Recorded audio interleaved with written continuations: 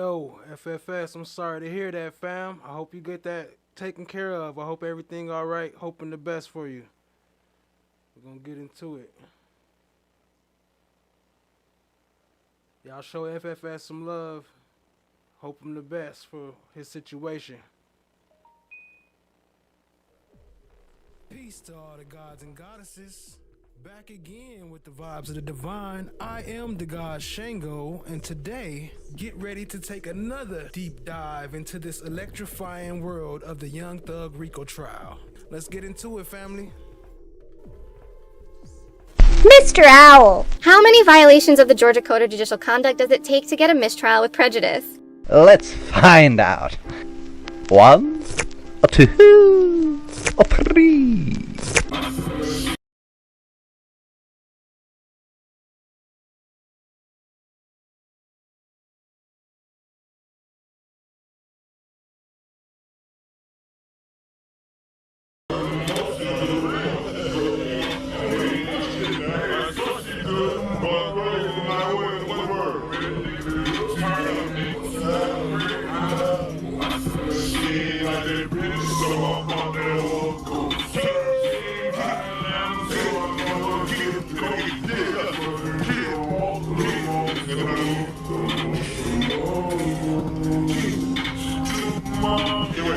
All new tonight at 11, contraband in court. Atlanta rapper Youngthug is already facing a slew of RICO charges, but now there are new allegations against him and a fellow YSL defendant.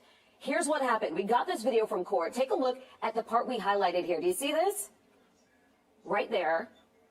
According to court motions, Youngthug's fellow defendant, Khalif Adams, passed Percocet to Youngthug under the guise of a handshake right in front of the entire courtroom. Adams is serving a life sentence for murder.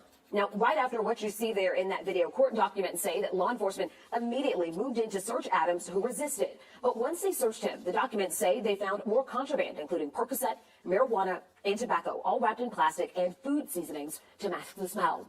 The court documents go on to say officers thought Adams swallowed even more contraband, so they rushed him to Grady Hospital. They say court had to be delayed for the rest of the day.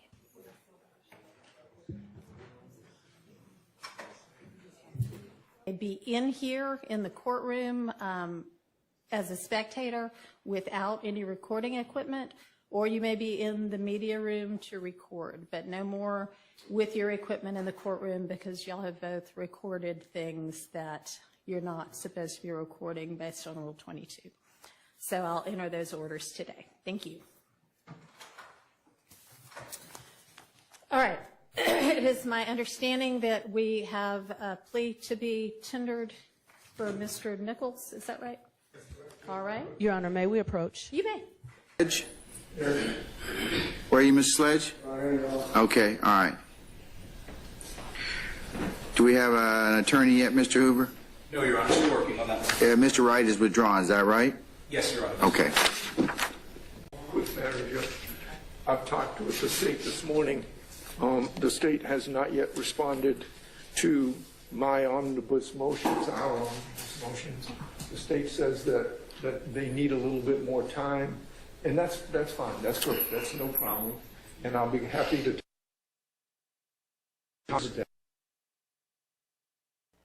forward with those. See how this start off skipping? I That's haven't crazy. received anything other than CVs for the expert witnesses.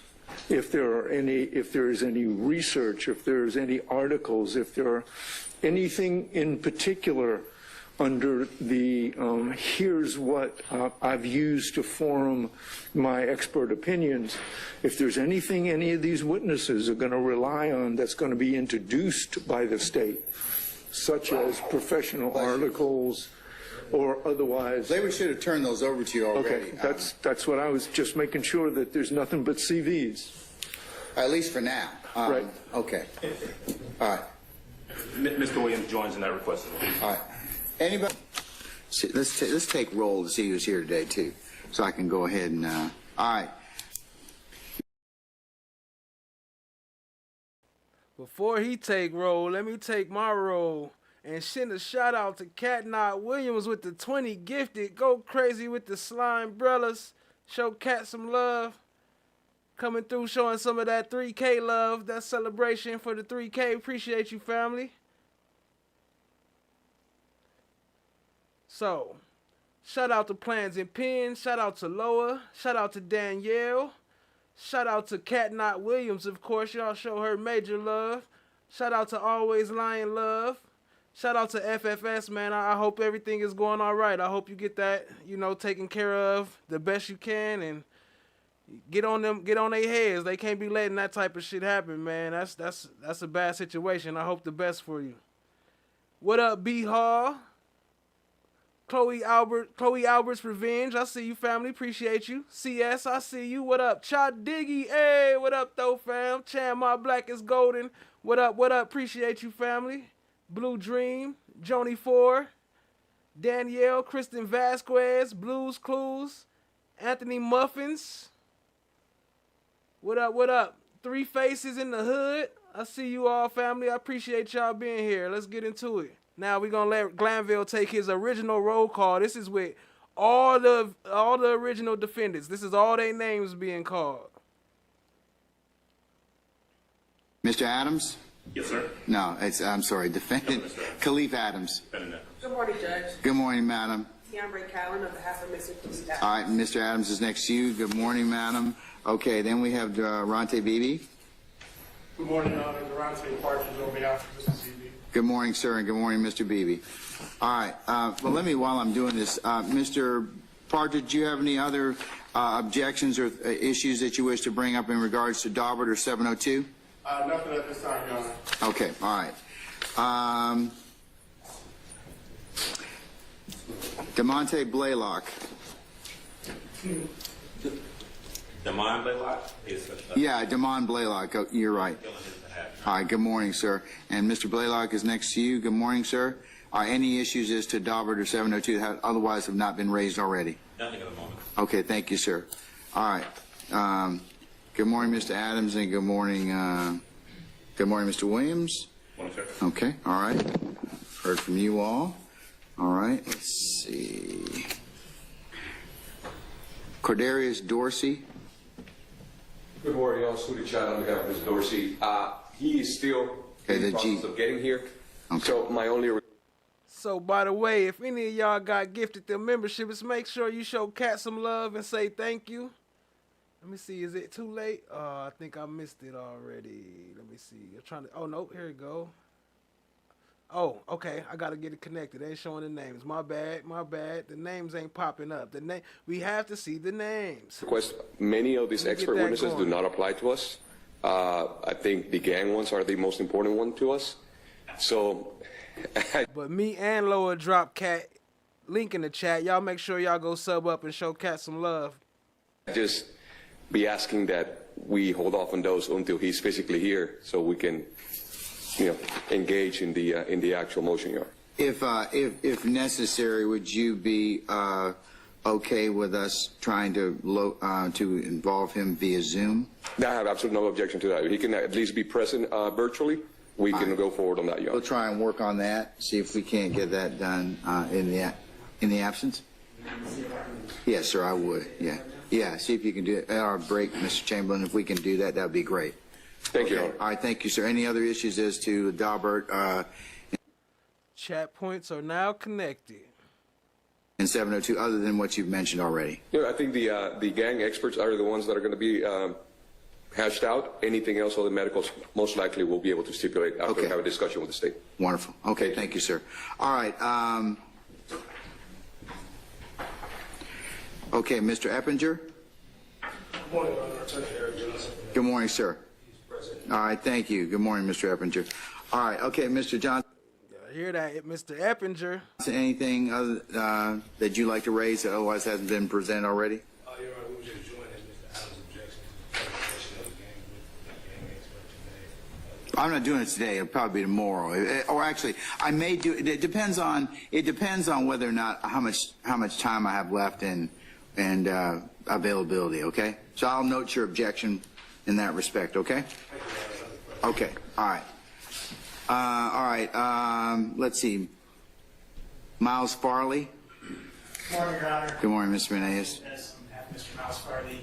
I'll just join in the requests of Mr. Hardy and Mr. Adams. I do have some motions eliminated. Jail call one that would take maybe 30 to 40 minutes. I got your 25 motions. All right, so we'll knock those out at some point in time. Okay. All right. Thank you, sir. Okay. Javon Fleetwood. Mr. Fleetwood. Good morning, sir. All right, Mr. Hoover. Do we have him a lawyer? Or is it still Miss? All right. Pay attention right there. He asked them if they had a lawyer, right? So they already know he don't got a lawyer. They supposed to be appointing him a lawyer. That's going to be important later on. So keep that in mind. Javon Fleetwood. Miss Hemingway. We are still in the process of trying to get Mr. Fleetwood an attorney, Your Honor.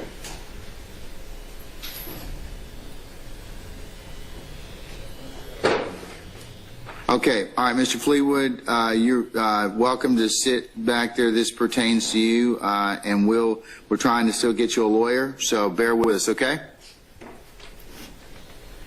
Yes, sir? Yes. Okay, good. Okay, thank you, sir. All right. What up, PD Broker?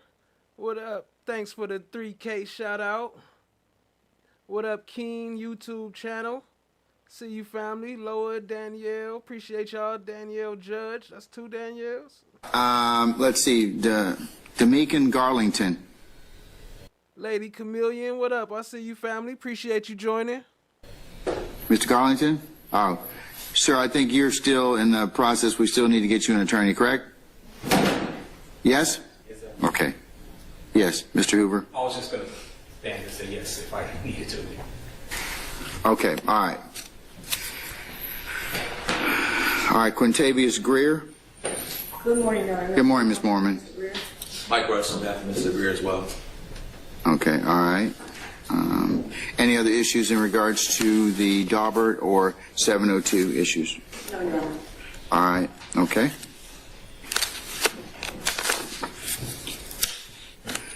Okay, Marquivas Huey, Mr. Huey. Good morning, Your Honor. Good morning, Mr. Matthews. All right, any other issues in regards to Daubert or 702, sir, that otherwise have not been raised? No, Your Honor. However, for the peanut gallery back here, Judge, when the lawyers are addressing the court, if we could just speak into the microphone so we can hear back here. Yes, sir. Okay, fair enough. All right, DeMonte Kendrick. Good morning, Your Honor. Doug Weinstein here for Mr. Kendrick. Good morning again, sir. All right. Any other issues in regards to Daubert or 702 that otherwise have not been raised? No, Your Honor. Okay, all right. Thank you, sir. All right, Demise McMullen. President. Okay, he's in the corner. Thank you, sir. All right. Do we have an attorney for him, or is that still Amanda Young? We're still working on that one as well, Your Honor. Okay, all right. Half of them didn't even have no lawyers up in there. Okay, Tenquarius Mender. Here. Where are you, sir? He's coming, sir. Put your hand up, raise your hand right quick. They're in the back, Judge. Oh, okay, I see him. Okay, all right. Where is Ms. Fagan? Is Ms. Fagan still your attorney? I think Ms. Fagan was on trial last week. I don't know if that trial is still continuing. Yeah, FFS prompt should be working. I cut them on. Okay, where can we check on her, please? All right, thank you, sir. All right, Jaden Myrick. Good morning, Judge. Good morning, Ms. Bernard. I would join in on Mr. Hobby's request and Mr. Adams's objections, Judge. Okay, all right. Thank you, madam. All right, Cormarvius Nichols. Mr. Harvey, again, good morning. Anything else, sir? No, Judge. Thank you. But can I ask you a question? May I? Well, yes, you can ask me a question. Okay. Okay, I may not have an answer for you, but I'll try. It's kind of up to you. Okay. Do you think it would be easier if we had an automatic opt-in rule, and that anybody that wants to opt out can say, hey, I'm out of that one, instead of going,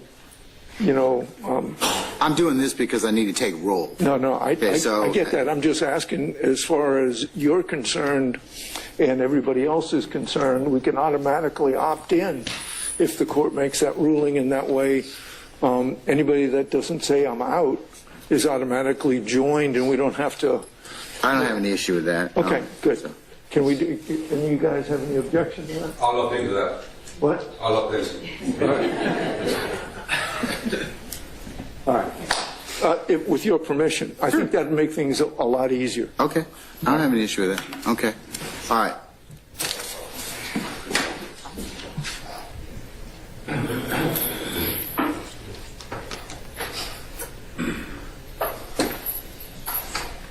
Okay. All right. Okay. Let me go ahead and recess then so you all can chat. And like I said, I'll come back on at 20 minutes after or thereabouts, and we can go ahead and continue our discussions. Okay? So we're in recess. Thank you. All right.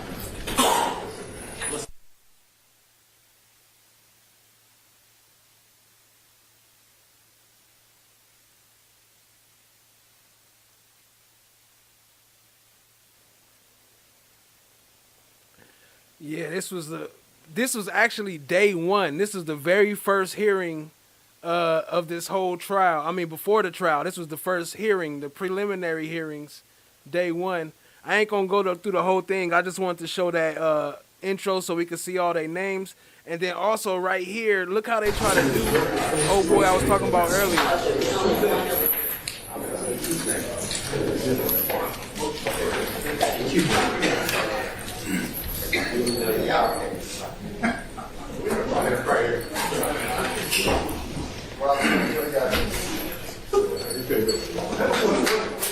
Another story we are following for you right now. An Atlanta rapper signed to Youngthug's YSL Records has been named a suspect in a deadly shooting.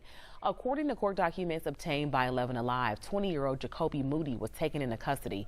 Moody is also known by the rap name FN the Dealer. The shooting happened June 5th at the Columbia at Mechanicsville Crossing Apartments. 28-year-old Tremaine Glasser was killed there. He was a father of two. This was in 2023. Previously said that they were looking for 3 suspects, but so far we haven't gotten an update on the other 2. Letter through Miss Persifield. Yeah, I think y'all, or maybe y'all on it. Yeah, the letter from Miss Merchant, from Natalie Merchant. Natalie Merchant. Oh, God. Ashley Merchant, and the defendants don't even know who that is because that was so long ago. But anyway, so she has some issues she needs to have, I guess, the state sort out, and we might as well just all sort it out here together. One of them is she's really not going to be available past, the 15th of November, and had apparently been told, and I guess the state had Mr. Arnold on the witness list for today, but she got told, I guess, by one of the investigators from the DA's office that it actually wasn't going to be today. It was going to be not for several weeks. And she just kind of, I think, is saying, could you actually give me a somewhat solid date on when he's going to be called? Are y'all able to do that?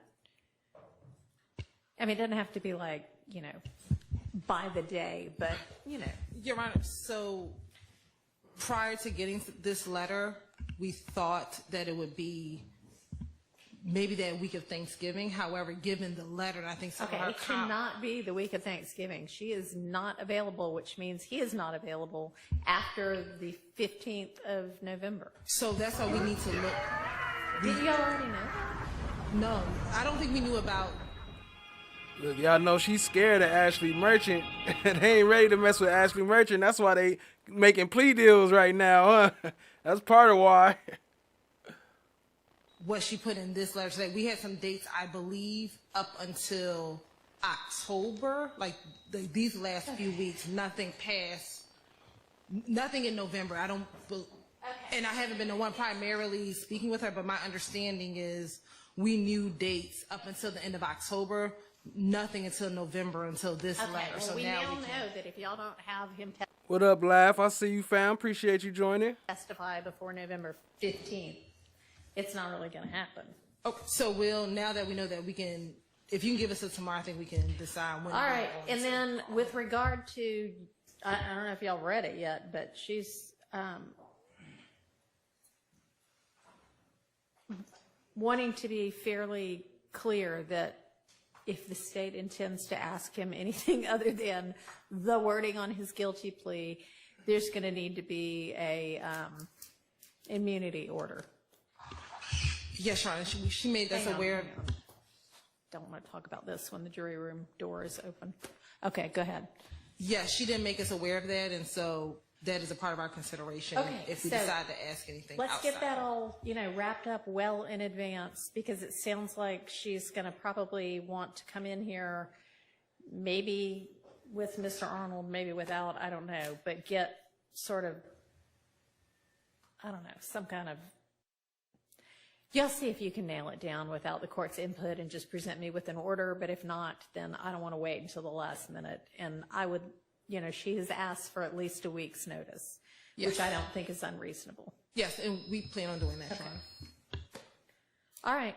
Well, and Mr. Nichols is still here, so you got to hear all of that too. So Police say they believe it started with an argument at a pool party at a nearby apartment complex on Piedmont Road.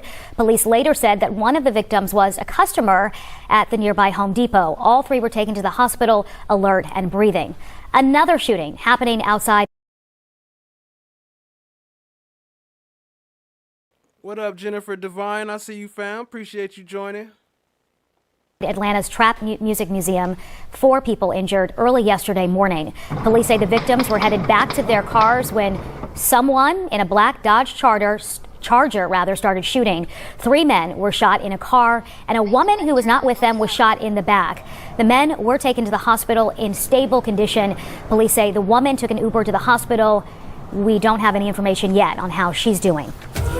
In an effort to address the rise in violence, the Atlanta City Council will consider legislation later today to create a public safety commission. A group of law enforcement and fire officials, community stakeholders, and public safety experts would be asked to give their recommendations for public safety reforms. Baby arrest yesterday that we showed you here at 5. He talked with detectives a short time ago. Late this afternoon, Atlanta. Baby arrest yesterday that we showed you here at 5. He talked with detectives about the case a short time ago. Attributed this incident to a robbery-related motive. No other way to describe it is barbaric. The nature of that video was extremely violent and concerning to us all when we saw it. Atlanta Police Homicide Commander Ralph Woolfolk says this surveillance video from Monday afternoon showing 51-year-old Anthony Frazier working as a security guard to make extra money caught the community's attention. He steps out of his vehicle, is almost immediately shot, and then the gunman grabs belongings off of Frazier and walks away. Moments later, others walk up and also take items from Frazier. Wednesday, APD received tips of the suspected gunman being spotted by the shooting scene along Cleveland Avenue near I-75 in southwest Atlanta. Officers from our Zone 3 patrol April O'Neill's baby daddy. What up, AOBD? units did a phenomenal job in pursuing that individual along with our gang unit. 11 Alive was there as officers flooded the neighborhood, some with guns drawn. They entered a wooded area on Connell Avenue directly behind the homicide scene. Moments later, officers could be seen walking a man, now identified by police as 30-year-old Stanley Henderson, out of the woods. Hours later, they searched another wooded area across the street from the homicide scene and found evidence related to the killing of Frazier. We were able to establish a urban encampment in which the individual was residing. We conducted a search warrant and conducted a subsequent search of the location, and we removed some items. Atlanta police say Henderson has that words ringing true after Atlanta police officer Danielle, hey, she was nervous, huh? She called her Natalie Merchant. Even the judge was nervous. David Rogers was shot 6 times Monday and remains in the hospital recovering. The man arrested is Chrissy Eppinger. In arrest warrants, APD identified him as a member of the Young Slime Lifer YSL gang. APD said the gang has a stronghold on the Cleveland Avenue corridor where the shooting happened. One of the things we see consistently over and over when investigating criminal street gangs is the brazen attitude they have. It's amazing what they're willing to put on social media, what they're willing to talk about, what they're willing to show picture-wise. GBI Director Vince YSL is known for illegal drug sales along with violent armed robberies. The gang's members known to commit high-profile crimes, then flaunt online for respect from other gang members. According to Eppinger's arrest warrants, hours after Rogers was shot, YSL members on social media bragged about the officer being... What that part we had said. Did it do it now? Nah, about the movie. We made moves, fuck your camera. We made moves. After that, we made moves, fuck your camera, baby. Camera, baby. I'm moves, man. Camera, baby. All right. Camera, baby. I got it. I do. We ain't doing nothing but killing. That flow. We ain't doing nothing but killing and dealing. We ain't doing nothing but killing and dealing and stealing. Mr. Harvey, Ms. Westmoreland, and Mr. Garland, who's going to be taking the lead going through the plea? Okay. All right, Mr. Harvey, do either you or you, Ms. Hilton, need this plea of guilty and waiver of rights form back?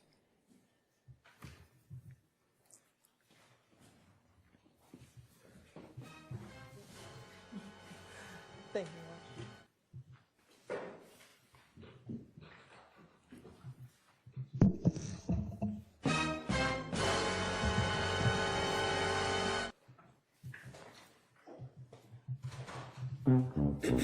All right, Mr. Nichols and Mr. Harvey, whenever y'all are ready, you can come on up to the podium.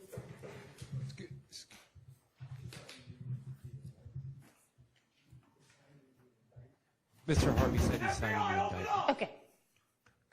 Whenever y'all are ready. Your Honor, I'd like my client to be present for this. He's a member of the public, and I would like him to observe this. And he has a right to be here. Okay. Thank you. What up, family? Appreciate y'all being here. What up, Nurse Fancy? Steph JK in the house. I see you, family. Appreciate you joining, Miss D. Jennifer Devine. Okay. I'm seeing doubles. I appreciate y'all, family. We're going to have to, review some of this, what happened today. It was crazy. It was a crazy day. Is it good? Is it bad? Is it in between? What y'all think? Can we get Mr. Kendrick out, please?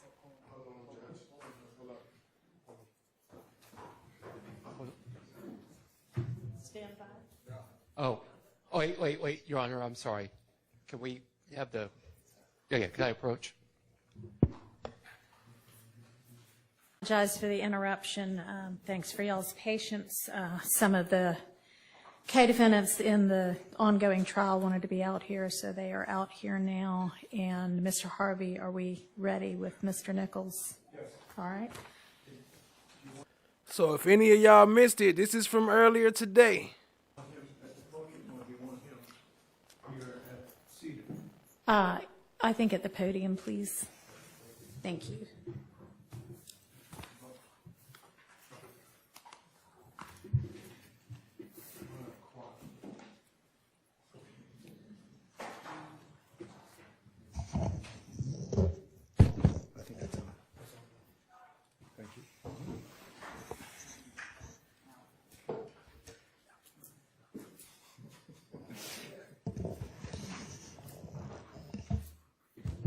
Now let's have him at the podium because he's going to have to take an active part in this entry.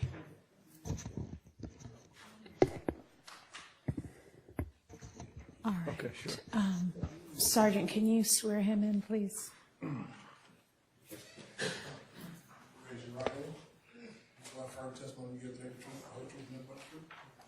Yeah, it takes a lot. I gotta hear these conversations 5 and 6 times over and over again. So yeah, it takes its toll. Appreciate you, Jennifer. All right. Spell your first last name for the court. Slide into the mic, please, sir. Quamarvius Nichols, Quamarvious. Last name Nichols, Nichols. Did you get that, Jack? What up, Kristen Covey? I see you, family. Do it again. All right. Hey, Gwen Garnett. What up, family? I see you. It's a full moon out, huh? No, I'm just playing. Your name. Spell it for this young lady right here. Okay, my name is Quamarvius Nichols. First name Quamarvious. My last name Nichols, Nichols. And Mr. Nichols, are you the same person referred to as Quamarvius Nichols on indictment 22 SC 183572? Yes. And are you at this time taking or under the influence of any alcohol, drugs, or medicine? No. Have you had the opportunity to sign this indictment with your attorney, Mr. Bruce Harvey? Yes. How old are you? 29. And how far did you go in school? I got my GED. I did not hear you. I got my GED. Are you able to read, write, and understand the English language? Yes. Do you understand that in this indictment, you were initially charged with count 1, conspiracy to violate the Racketeer Influence and Corrupt Organizations Act, which carries a sentence of 5 to 20 years. You were also charged with count 49 in this indictment, which is murder, which carries a sentence of life. You were charged with 2 counts of participation in criminal street gang activity, which was counts 50 and 51, which each carried a sentence of 5 to 20 years. You were initially charged with counts 53 and 65, possession of a firearm by a convicted felon under Code Section 16-11-133, which each carried 15 years consecutive to count 1. And then you were also charged with count 54, which is possession of a firearm during the commission of a felony, which carried a sentence of 5 years consecutive to count 1. That's what you were initially charged with. Yes. Do you understand that you have the right to plead either guilty or not guilty to these charges? And if you plead not guilty or remain silent, you may receive a jury trial. Yes. Have you had an opportunity to go over and review the waiver of rights form with your attorney? Yes. And I'm going to hand this to your attorney.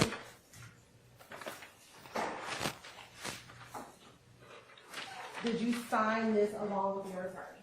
Yes.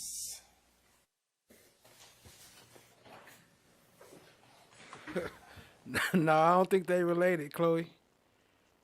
Have you had I don't enough think time so, to speak maybe. with your attorney, Mr. Bruce Harvey, about all the facts and circumstances known to you regarding the charge in this indictment? Yes. Do you need any more time? What up, Virginia? I see you, family. Hey, drop some slime umbrellas real quick while I got it paused. For Jennifer Devine, showing some love, dropping the $10. Appreciate the love, family. Y'all show her some love. Drop the slime umbrellas with the JD in the chat. Appreciate you.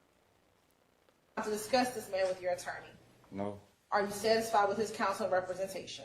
Yes. And I'd include in there the counsel and representation by Ms. Westmoreland and Mr. Garland as well. You had a team of attorneys. That's correct. All yes. right. And they are all attorneys of record and have participated in this particular proceeding and negotiations leading up to this proceeding. Thank you.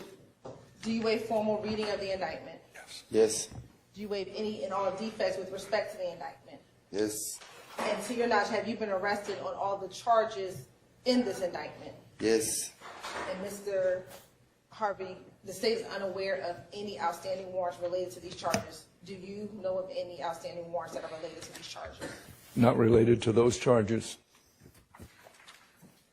Have you been advised of the minimum and maximum sentence for each charge that you are pleading to? Yes. Hey, Steph JK, you like that new alien with the mushroom hat? Yeah, that's the new one. I had to switch him up.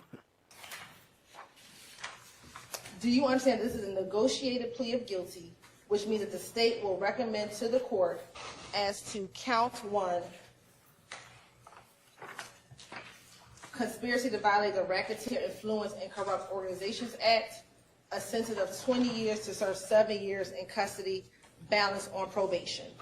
Yes. Do you understand that as a part of the negotiated agreement, the state will null, pros, or dismiss count 49, which is the murder count, count 50, 51, which are the gang activity counts, count 53, possession of a firearm by a convicted felon, count 54, possession of a firearm during the commission of a felony, and count 65, possession of a firearm by a convicted felon? Do you understand that is the negotiated agreement? Yes. Do you understand that the court does not have to accept that recommendation? Yes. And the court can sentence you to the maximum on each. Julie Horn, what up, family? Appreciate you being here. What up, Mookie? I see you in the chat. True Washington. DJ Black, what up, family? I see you. Appreciate y'all joining. Hey, Felicia Cortez, what up, family? Always good to see you. Hope all is well. Charge and can run those charges consecutively or one after the other. Yes. Well, there's only one charge that so a guilty plea is I being was- entered into, so Under my breath to that. there's no other sentence to run anything consecutively with Right. regard to this plea. You understand that? Yes. Okay. Do you understand this plea may be used to enhance sentencing on other convictions in this jurisdiction as well as in other jurisdictions, including the federal courts? Yes. Do you understand if you are currently on probation or parole, your probation or parole may be revoked? Yeah, Cat, they called his name during the roll call when Glanville was calling the names. You heard him say Quantavious Greer? Yep, he was there. That's Thug's brother. That's a fact. I think he coming up in another clip. He ain't gonna say nothing, but his picture show up, his face. Based on your entering a guilty plea today. Yes. Do you understand if you're placed on probation of any kind, you cannot violate any criminal laws of any governmental unit or any special conditions of probation without being subject to revocation for the balance of your sentence? Yes. Do you understand you are not allowed to possess or use a firearm while on probation? Yes. Do you understand if you are not a United States citizen, a guilty plea conviction will affect your immigration status and will result in deportation, just like a conviction at a trial would, and that is true regardless of any advice by your attorney or anyone else? Yes. Do you understand that neither the court, your attorney, nor the district attorney's office has anything to do with parole, the Department of Corrections, or Board of Pardons and Paroles, and no one can guarantee parole no matter what anyone has told you? Yes. Do you understand that there may be other adverse or unfavorable consequences as a result of this guilty plea conviction, just as there would be from a conviction following a trial? For example, your guilty plea may affect your right to vote, your right to hold public office, your right to serve on a jury, your right to obtain a passport, your right to receive, possess, or transport a firearm, or the ability to obtain employment. Yes. Do you understand that by pleading guilty to a felony, if you use, receive, possess, or transport a firearm, or use a firearm in a crime, you will be guilty of a felony, which may carry a sentence of 1 to 15 years in prison? Yes. Do you understand that you waive any and all defenses, including any mental health defenses, by entering a plea of guilty? Yes. Do you understand if you went to trial, you have the right to a trial by jury, the right to see, hear, and confront witnesses called to testify against you, and the right to testify to remain silent and not incriminate yourself? Yes. Do you understand that by pleading guilty, you are giving up the following rights? After each right, I'll ask you to say yes or no if you understand. The right to a trial by jury. Yes. The right to remain silent and not incriminate yourself. Yes. The right to confront witnesses against you. Yes. The Hope you feel better soon, Felicia. right to assist with counsel hired by Lisa. you or to court-appointed counsel if you cannot afford an attorney at the trial of your case. Yes. The right to the presumption of innocence. Yes. The right to testify on your own behalf and to present other evidence. Yes. The right to subpoena witnesses and compel the production of evidence. Yes. The right to have the charges against you proved beyond a reasonable doubt. Yes. The right to appeal if convicted of these charges after a trial. Yes. Has anyone forced, threatened, or promised you anything to get you to enter a guilty plea? No. Is it your decision to waive these rights and enter a guilty plea because you're in fact guilty? Yes. With respect to indictment 22 SC 183572, how do you plead to count 1, conspiracy to violate the Racketeer, Influence, and Corrupt Organizations Act? Guilty. Is this guilty plea freely and voluntarily given with a full knowledge of the charges against you? Yes. Do you understand that you have only a limited right to appeal this guilty plea conviction? Yes. Do you understand that you have 4 years from today's date to file a habeas corpus petition challenging the voluntariness of this plea? Yes. And that can challenge anything about the constitutionality of the plea. It's not limited to voluntariness. Understand? Yes. And Your Honor, if this case were to Hang on just a second. You also have, so 4 years for that to file a direct appeal. You have 30 days from the date of sentencing, which is going to be today. And you have until the end of this term of court to file a motion seeking to withdraw your guilty plea. That doesn't mean anything like that would be granted. You would have to establish facts that would warrant that. But that's just the time period is until the end of this term of court. Do you understand those as well? Yes. All right. Your Honor, if this case were to... Hold up. Cat said, then if the other side of the conspiracy is whoever allegedly purchased the drugs, but the purchaser is part of the enterprise. How is that further in the enterprise? To sell within the enterprise? Like, y'all just selling drugs to each other? How is that going to make any benefit? Y'all just sell them and then y'all smoke them together? Crazy. Shout out to Cat. Continue with trial, Your Honor. The state would expect, as to this defendant, the state would expect to show that what has already come into evidence, that on July 3rd, 2017, as well as October 23rd, 2018, that this defendant is an associate of the enterprise of YSL, also known as Young Slime Life, and that he conspired to associate together with others for the common purpose of illegally obtaining money and property through a pattern of racketeering activity and conducting and participating in the enterprise. Of course, they make sure the mics is all low and not working right for this bull stuff. Shout out to Army Nurse with the 5. Y'all show Army Nurse some love. Hit the AN in the chat. Drop some slime brellas or some slime emojis. Show her some love. Appreciate the gifted family, the donation. Appreciate the love.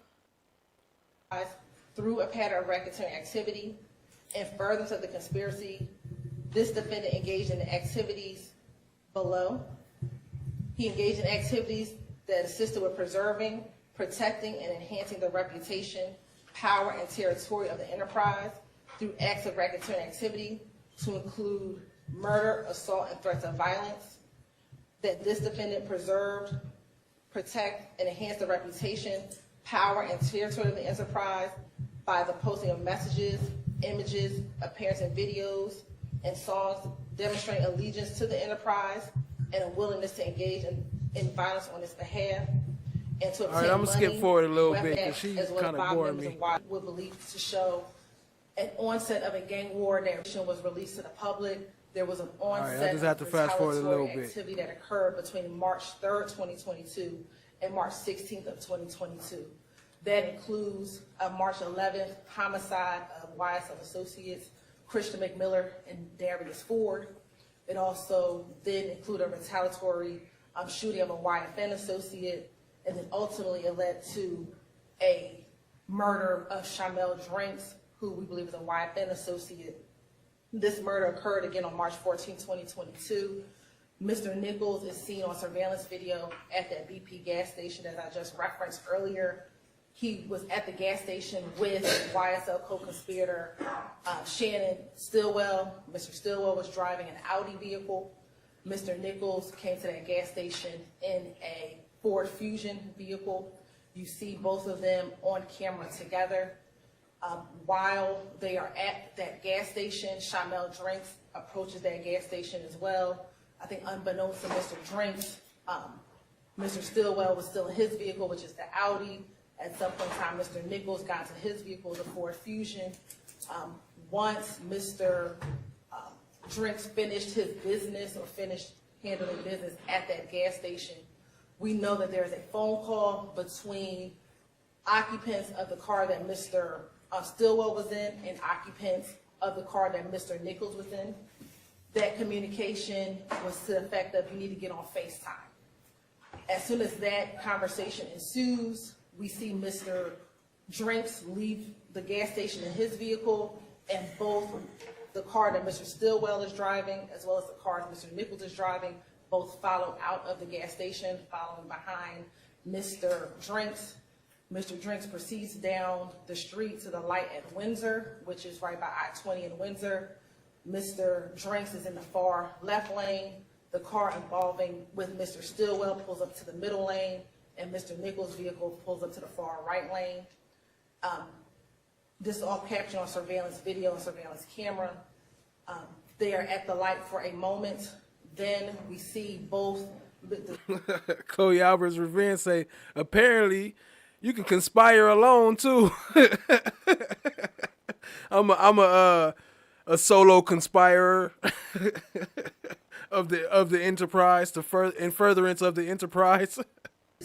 Car with Mr. Stillwell as well as the car with Mr. Nichols drive through a red light, leaving the car with Mr. Drinks sitting at that light.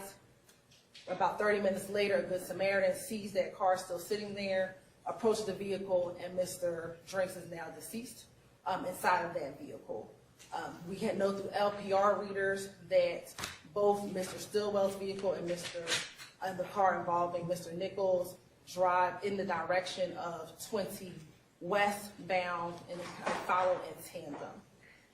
2 days later, when after the case is investigated and arrest warrants are taken out on March 17th, 3 days later. No way, Nurse Fancy. You know they ain't taking out none of them witnesses. They gonna still use those, whatever he was charged with, they gonna still try to use them as overt acts.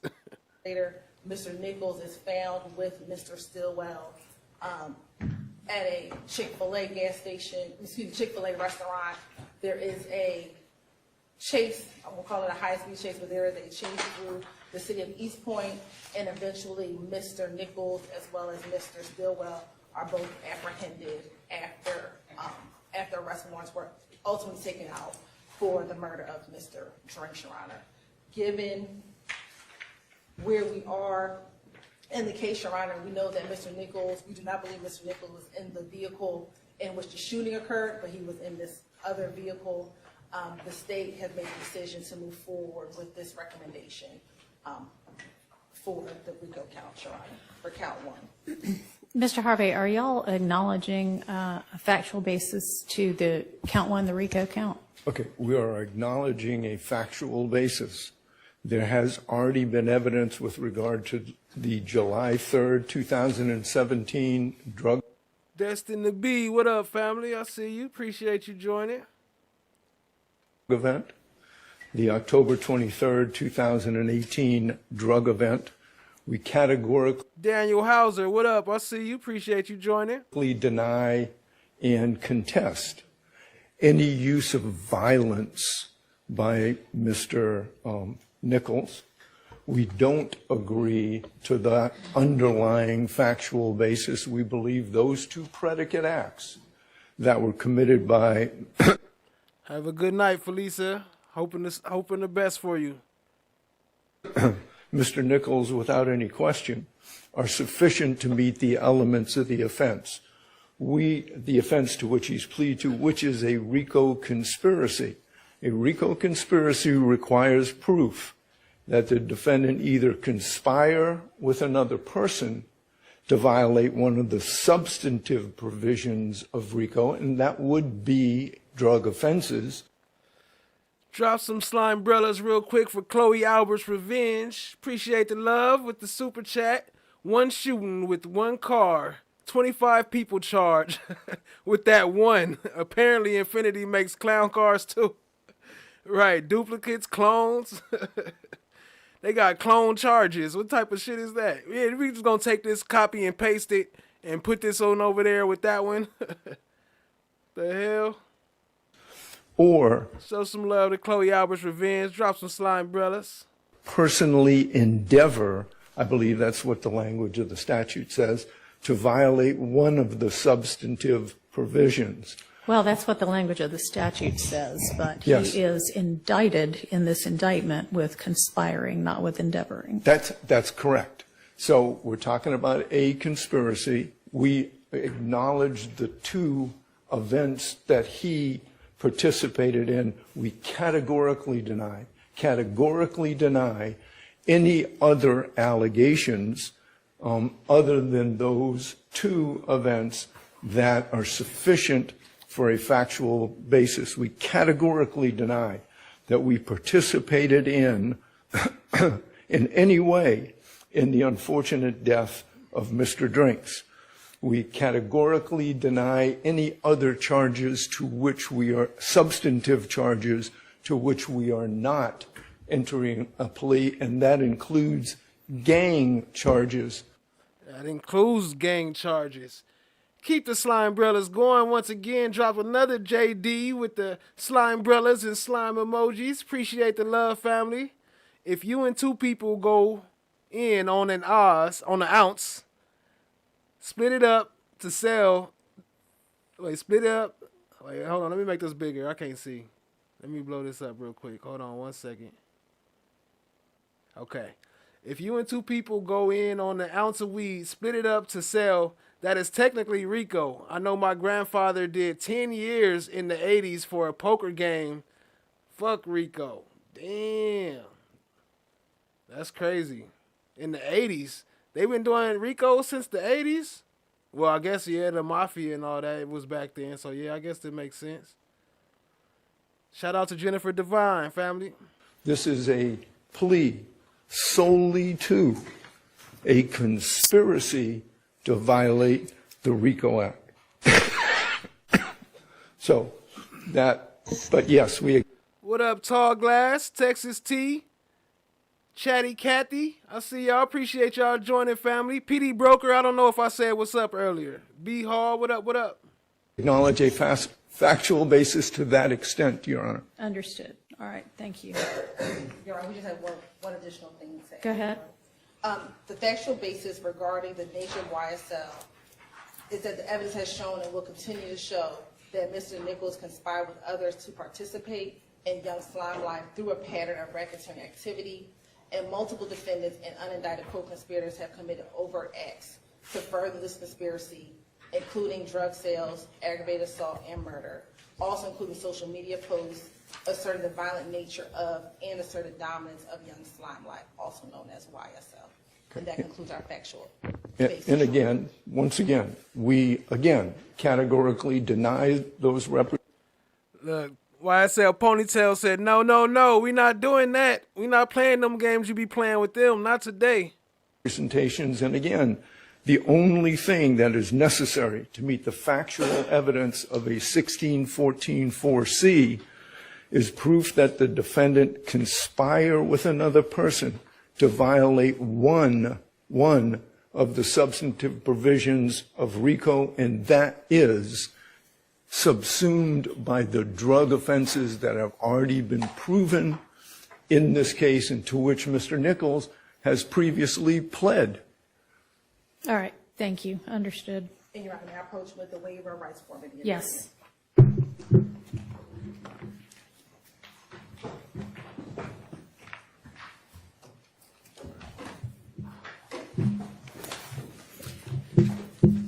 All right. Mr. Harvey, have you reviewed with Mr. Nichols this plea of guilty and waiver of rights form, which the two of you have both signed? I have, Judge, in each individual provision in that plea colloquy has been acknowledged and gone over personally with Mr. Nichols. All right. And Mr. Nichols, have you had sufficient time to consider this guilty plea that has been negotiated and to discuss anything you wanted to about that with your attorneys? Yes. All right. What's up, Kim Burr Lee? I didn't see your name in the chat, but what up, though? And you understand, I hope, I'm going to ask you, that it is your decision ultimately, obviously with the advice of your attorneys, but it's ultimately up to you individually to decide whether you want to enter this guilty plea or not. Do you understand that? Yes. All right. And you do want to enter this guilty plea? Yes. All right. And Mr. Harvey, have you advised Mr. Nichols of the alternatives if he does not ultimately go through with this guilty plea and the potential benefits and drawbacks of all of the other options? Yes, All right. very thoroughly, Judge. All right. All right, Mr. Harvey, is there anything that the defense wants to add to the record? Judge, other than the statement with regard to the underlying factual basis, I would point out for the court that when Mr. Nichols filled out his form, it says 29 plus. He is a birthday boy in a couple of days and he will be 30. And at 30 years of age, he has a wife, he has got a 13-year-old daughter, he's got a 10-year-old daughter and an 8-year-old son. His wife and sister, I believe, are here in the courtroom to support him. He, Mr. Nichols, was born and raised in Atlanta, and we're at this point before I have even given my opening statement in this case. Yes, sir. I do want the court to know that Mr. Nichols' mother died in prison. His father was shot by the Atlanta police when he was 4 years old. And he was raised by friends and family in the Atlanta area. So he has come to this point in his life from a very humble beginning, and he has sought the support of friends in this courtroom and others in this courtroom.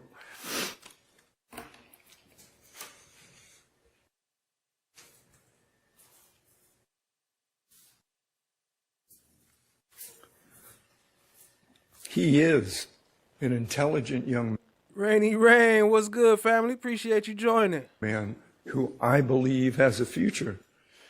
Every day we do a word of the day. We put a new word into a sentence. Shanna P. Law Nerd, what up, family? Appreciate I you joining. think this is in his best interest. I know that there is, and I know this plea is negotiated, but it's a long downside from 7 to 20. So the courts will have jurisdiction over him for a period of time. So I ask the court, given who this young man is, and given our categorical denial of some of the factual basis, to accept the plea and sentence Mr. Nichols accordingly. Mr. Nichols, is there anything that you want to say? No, ma'am. All right. All right. I find there to be a factual basis for the guilty plea to the RICO count one of the indictment, that being a conspiracy to acquire control or interest in money and personal property through a pattern of racketeering activity. And that is the only count that guilty plea is being entered for. The remaining counts of this indictment as against Mr. Nichols are being null pros by the state as a part of this indictment. I find, having heard the evidence up to the point of trial right now, that there is evidence of at least one overt act in furtherance of the conspiracy, and that there is evidence that would fall. What up, Jerome Street? Appreciate you joining, family. He said this part was deep. Within the required statute of limitations to establish this RICO conspiracy count. One of the things that the word of the day is doobie. I smoked a doobie this morning. Matter of fact, I'm rolling a doobie right now. as judges are instructed by our Uniform Superior Court rules to do when we are considering whether to accept a guilty plea and whether to accept a negotiated sentence, and this is a negotiated sentence in this case, is to take into account whether giving leniency in sentencing is going to aid in ensuring promptness and certainty, or at least more promptness and more certainty with regard to corrective measures, whether the defendant, and in this case the defendant has acknowledged guilt and is accepting responsibility for his guilt of the RICO count, and whether accepting the plea will aid in avoiding further delays, not just with regard to this case, but with regard to the entirety of our system. Yeah, Lady Chameleon, we played it at the beginning. That's kind of crazy how they limited that, but they was recording in the courtroom, so they ain't supposed to do that. You get caught breaking the rules, but I don't know. But I feel bad for them, though, because it's just like one thing after another.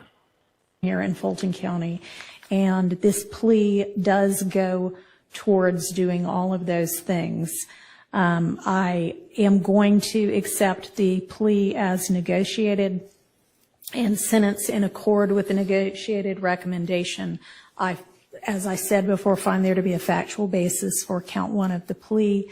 I find the plea to have been freely, knowingly, intelligently, and voluntarily entered into by Mr. Nichols with an understanding of the consequences of doing that. And the sentence on count one is the sentence that has been negotiated of 20 years to serve 7, with the balance of those years to be Oh, that was an accident. served on probation. And that, I don't know if there are any special conditions attached to this that y'all have talked about at all. There are no negotiated special Okay. conditions in those, so there are none as far as I'm concerned. All right. Okay. So with regard to the time that you are on probation, you need to stay out of all kinds of criminal trouble. Make this a birthday present to yourself and to your children and to your wife and family, that you will leave from here today and leave whatever you used to do behind you, and take the next few years. You know, you're going to have some years that are still to be served on this. You'll have credit for the time you've already served, but you're still going to be facing some incarceration time. But after that, you are going to be out, and you, I believe, Mr. Harvey is correct, can be a productive member of society, and this is an opportunity for you to do that and for you to put your past behind you, the bad parts of it, and continue and make your children proud of you and set a good example for them, an example that I guess unfortunately you were not lucky enough to have throughout the entirety of your childhood with your parents. I'm sorry about that, but you can be the kind of parent that you ought to be to your children. So I am going to impose that sentence, and I am going to wish you luck and good fortune as you go forth from here. So I think that unless there's anything else from either party, that will conclude these proceedings, and y'all can go ahead and take him into custody. Thank you. Thank you, Judge. The reality is, Mr. Williams had nothing to do with what went on in the courtroom on yesterday. One of the co-defendants, on his way to the restroom, attempted to pass something to Mr. Williams, who immediately turned it over to the deputy. He did not know it was allegedly Percocet? Did not know. Well, we don't know what it is. Did not know what it was, turned it over to the deputy right away. The deputies took action. The individual who had the contraband, not Mr. Williams, was taken into the back, where I'm told he ingested whatever he had. He had to be taken to the hospital, and as a result, court was terminated for the rest of the day.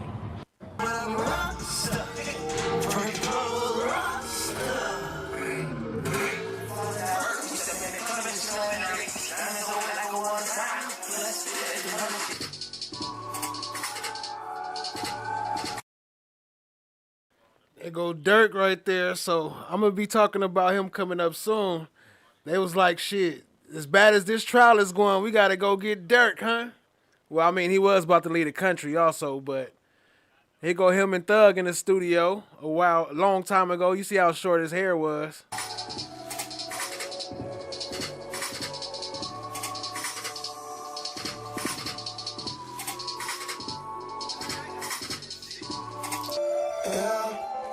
I never change up, I said I change up, and every time you see me, I'm with the same ones. But I will say that I am I fall asleep on my and I got some muscle as I wake up. How confident am I that this case would be overturned on appeal? I am really. Now, lawyers in general are very cautious people, right? We're really hesitant to say anything. We'll never say anything 100%. But I will say that I am very, very confident that this case would be overturned on appeal, which is pretty much as confident as I ever get. Will the defendants be free? No, they won't be free. They won't be free. If my client is convicted, he is going to be sitting in prison, waiting on this appeal to be done. And the appeal is going to take years. And why is it going to take years? Because we need a transcript before we can go up on appeal. And it's going to take some time just to get a transcript to this case. And this transcript is going to be a fortune, by the way. Hundreds and hundreds of thousands of dollars to buy this transcript. What up, Charlene Williams? Appreciate you for joining, family, becoming a new member. Appreciate the love. Shout out to Kat for sending you. I would expect. So will the defendants be free? No. So we need to win now. We're not playing for appeal. We're playing to win right now. I do not want Diamante Kendrick. What up, One Nation? I see you. Sitting in jail or in prison 1 day longer than he has to. Did Steele do the full 20 days in Rice Street? Actually, I think Brian asked to be put in Cobb County so that he could work with Jeffrey Williams while he was serving his weekends. He hasn't served any. The Supreme Court put that on hold pending appeal. So he has not served any time. Wow. I played the clip at the intro for those who don't know what happened with the Rule 22. It's at the beginning of this video. Appreciate y'all being here. Hit the like, hit the subscribe, tap in, share with a friend. Okay, and let me, there we go. How's Yak's spirit? How are their spirits in there? You don't see a lot of cheesing and smiling, but you also don't see a lot of shoulders slumped and looking down at the floor. So I think some days you will see a little bit of smiling, a little laughing, a little joking. Because honestly, I've seen some folks give our clients heat when that happens, and don't give my guys heat when that happens, because think of what they're going through. And if they have the opportunity to laugh or smile or in any way relieve the tension, especially during a break in the proceedings, I am all for it. His spirits in general, well, his spirits are far better than mine would be given the circumstances. This is an interview of Doug Weinstein with Dear Woke Christian. I'm going to see if I can find the link to the video. If y'all want to see the whole thing, I'll post the link in the chat. And I am amazed by it. Are there days that are harder than others? Sure. But he, considering everything that he's going through, he is in great spirits. And I have nothing but admiration for his ability to weather this. I like it. I like it. You know, and this is a secondary question to this one that came up earlier. Do you know if the state ever did their Brady Saturday school? I don't know. It's not my business. I haven't asked. That's between the state and the judge. Right. Just like I don't think it was any of the state's business when Judge Glanville was trying to decide what type of punishment to put on Brian Steele. So if stuff in my business, I don't get involved in it. I like it. I like the way you handle that.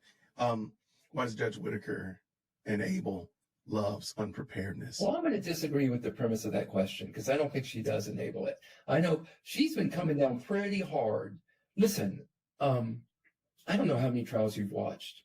I have never seen a judge dress down an attorney, be it civil or criminal, and anything like what has happened repeatedly that Judge Whitaker has said to Miss Love. And if I were her, I would just want to crawl under the table. The only thing I saw in my career, even close to that, is I watched a federal judge in the Eastern District of Virginia really dress down a young associate for making some All right, just drop the link in the chat for anybody who want to watch that whole stream with Doug Weinstein and Dear Woke Christian. Appreciate y'all being here, family. Representations to the court. And she was in tears in court. It's something as an attorney that is absolutely humiliating. And while people haven't seen, why doesn't she sanction her? Why doesn't she fine her? Do something like that? I don't know how to explain it other than that type of a dressing down to most attorneys is more painful than any kind of a fine is. It's just humiliating. Okay. Puerto Rican Gloria, what up, family? Appreciate you. I understand your Pitts. point. There have been instances. See you, Daryl Pitts. What up, fam? Appreciate you joining. This is where it's clear. And it's a joke on the channel. It's a joke out here in cyberspace that Adrian Love is not going to have her homework done. It doesn't even matter what it is. She's going to come in with some half-baked excuse, or I emailed it at 6 o'clock last night, or those kind of things like that. Yeah. And to us, the great unwashed, the watching, we feel like those are come off the top rope type of scenarios. And Judge Whitaker will just just get it to us by lunch. How is she going to do it at lunch while she's examining somebody? Yeah. Those are the scenarios. She has given her. Also, Kat, you got a wrench, so if you feel like you want to post any of your videos or any links you want, feel free. No problem. Break at times on some of that stuff after kind of chewing her out a little bit in the morning. But you'll notice, like, I'll give you an example of where she didn't do that. You know, I seem to be in charge of complaining about late discovery for whatever reason. You know, we all have organically grown certain rules in the courtroom. So I constantly bitch about late discovery. And so they dumped. What up, Berta? I see you, family. Appreciate you joining. A bunch of photographs of crime scene photos on us, I don't know, a week and a half ago. And I got in there and I complained about that. And Judge Whitaker kept them out. Judge Whitaker kept them out, said they're not coming in. So there are times it happens. You know, we'd all like to see the judge perhaps come down a little harder. But I guess, you know what some of it is? It's just so night and day from what Judge Glanville would do that even if it's not as much as we'd like to see, it feels somewhat refreshing. Wow. Okay. You're in there. I've been in court a couple of times. I can't imagine what it's like to have been in there almost 140 something days. So you're in there a lot more. You've interacted with lots more of these key players. So I will give you that. But I guess from our watching perspective, it does seem like she's giving a lot of, you didn't turn in your homework. Yeah. Bring it, sit at the silent lunch table and finish your homework. I get it. Take it home and finish it. Bring it tomorrow. Make sure, I mean, it just seems like there's a lot of passing. I agree. Let me just say about that. I did everything I could the night before when all those emails were dropping, as well as that morning, to lay the groundwork as much as I could for the judge to come down on the state. And she did come down on the state, not as hard as maybe we all would like. Right, absolutely. But I do the things that I can do there. So. You're doing a great job. Your Honor, this one you cannot fix. This is bad character evidence that came in. The state should have prepared their witness. Pawsy McPauserton. What up, family? Nice name. I see you. Appreciate you joining. Pawsy McPauserton. Move for a mistrial.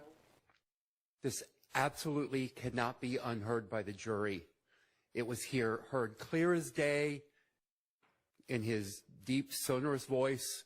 They have heard it. They have absorbed it. It cannot be fixed. 404A, Your Honor. Greetings, Supreme L. Appreciate you joining. Here, whatever response the state might be able to make on that. Your Honor, that was not the state's intention. I'm sure it wasn't. Your Honor, that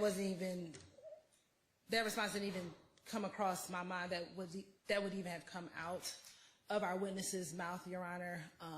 The state's intention was to solely talk about the vehicle that he was standing on and the fact that he was standing on that vehicle.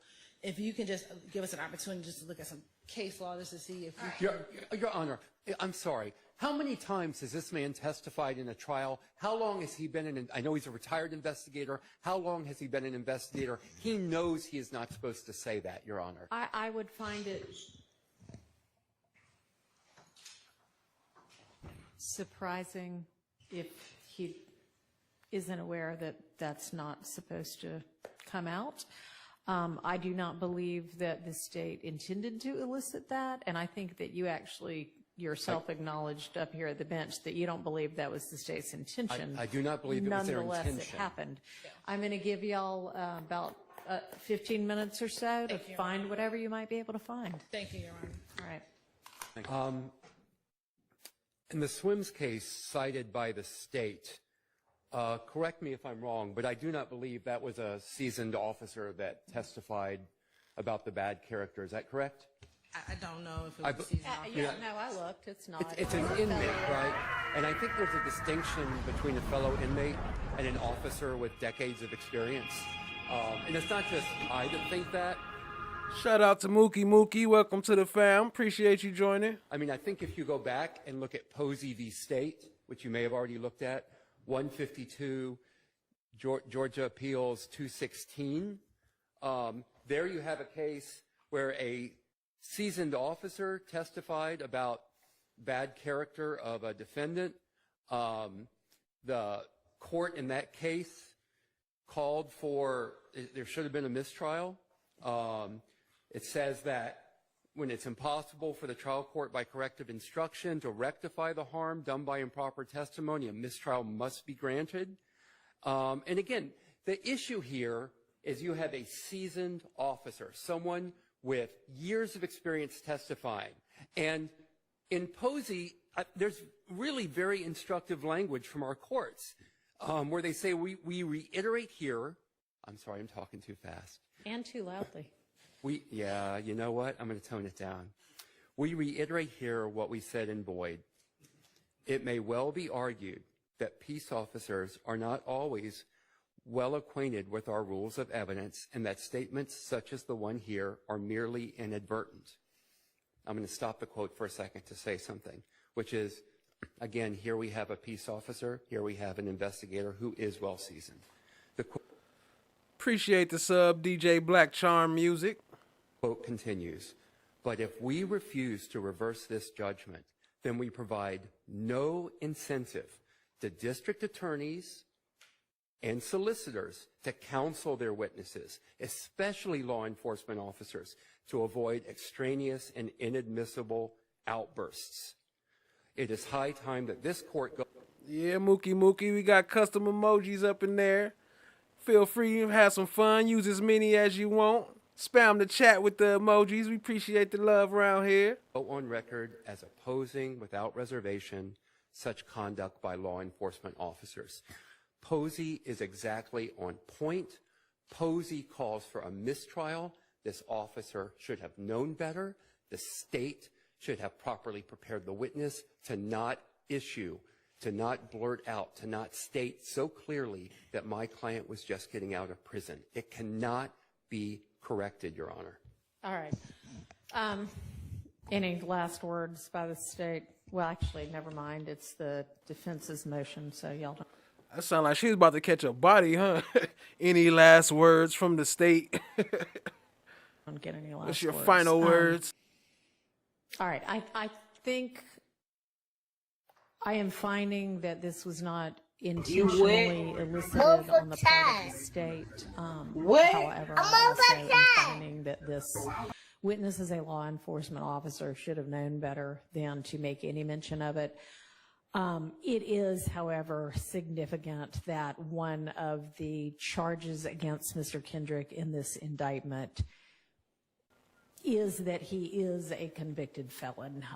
Were it not for that, We'd be going about two and a half more hours or something like that. So we just now getting started, family. Appreciate the love. Y'all hit the like, hit the subscribe, tap in, share with a friend.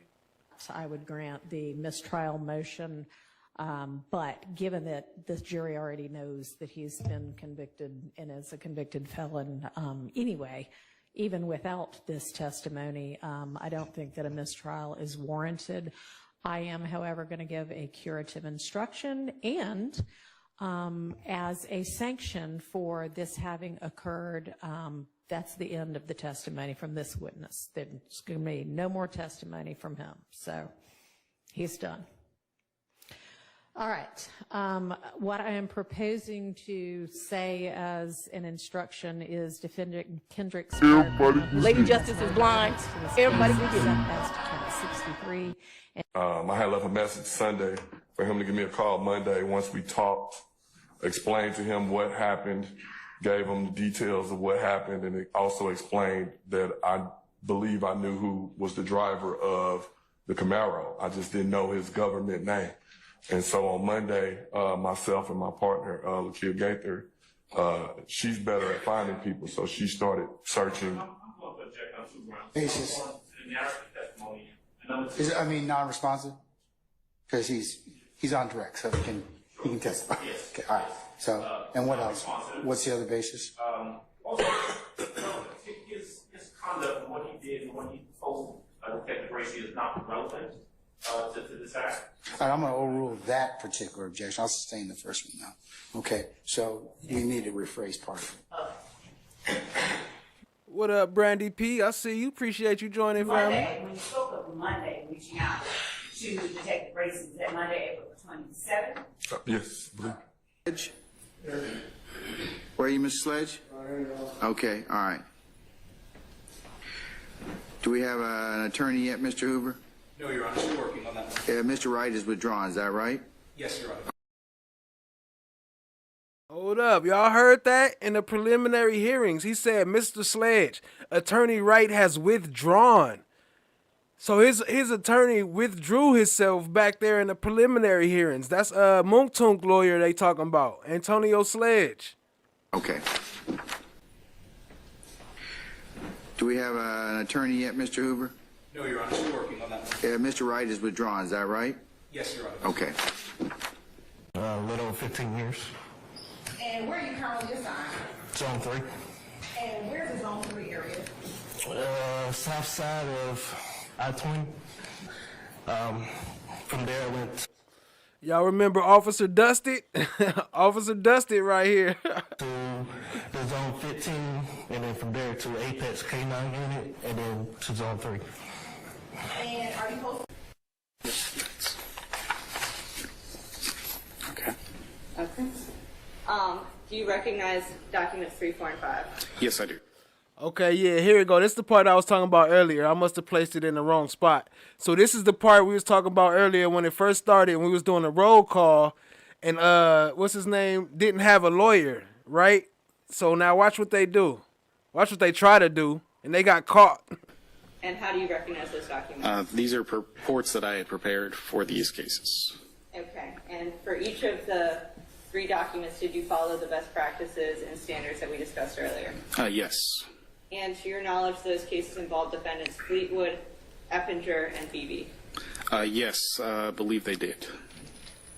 Your Honor, if I may admit them for the purposes of this hearing, States Exhibit 3, 4, and 5. All right, Mr. Fleetwood's counsel, any objection? Again, sir.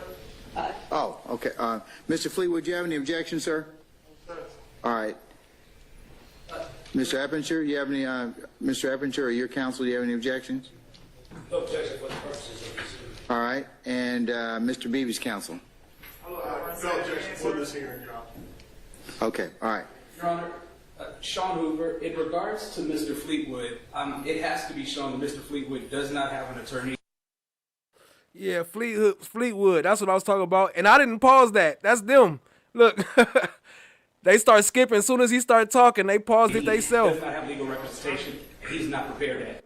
Look, how they was just going to debo him through, knowing they ain't gave this boy no lawyer. He just said it 5 minutes ago when they was doing roll call that he didn't have no lawyer appointed to him yet. To answer any of those questions. Then they going to start skipping on purpose. Pause that. Don't show that to the public. He does not have legal representation, and he's not prepared to answer any of those questions. Well, you're not representing him, remember, okay? He has the right, since he's self-represented, since no counsel has been appointed, he certainly can speak up for himself if he wishes to do so.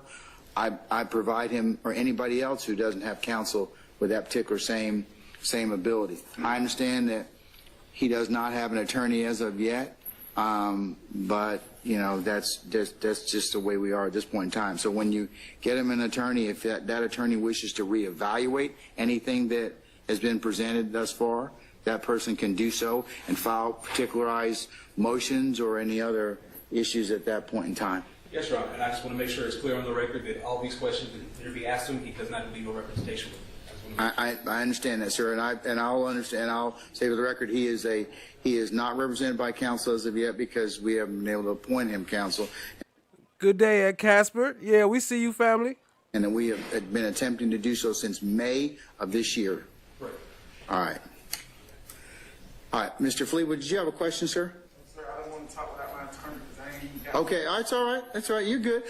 Like I said, when an attorney's appointed to represent you, sir, you will then, your attorney can go ahead and particularize or object to anything that's been done so far, okay? It's on Your Honor. I ain't even had a chance to get an attorney on my case. I've been on 24-hour lockdown. You told me that the last couple times. I was trying to see if y'all could see the coffee and donuts in his hand. I was trying to blow it up enough to see the coffee and donuts. Times you've been here, Mr. Hoop. True Washington, no space between the gatekeeper. Exclamation point, gatekeeper, but no space in between. Appreciate it, family. Okay, well, Mr. Hoover's working on getting you an attorney at this point in time, but you don't need to say anything else, okay? All right. Madam. That's all I have on moving. Okay, all right, then states 3, 4, and 5 are admitted for purposes of motion. Yep.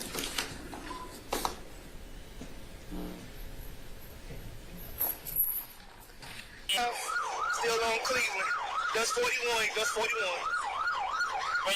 Yeah, here you go right here, Officer Dusty.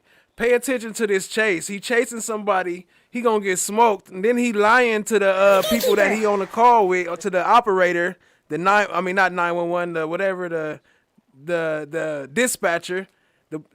So listen to him lying, and then he gonna be lying while he running. Talk about get down, get down. It's crazy. Just watch. Yeah, copy. Still on Cleveland, 45 miles per hour. How is traffic lighter? Yes.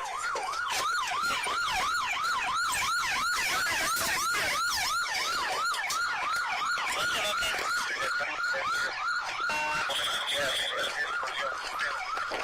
230 Cleveland, 230 Cleveland. 230 Cleveland. Black male, plaid shirt, black jeans. Black male, black shirt, black jeans. Tempted to 44, tempted to 44. Get down, get down. Tempted to 44.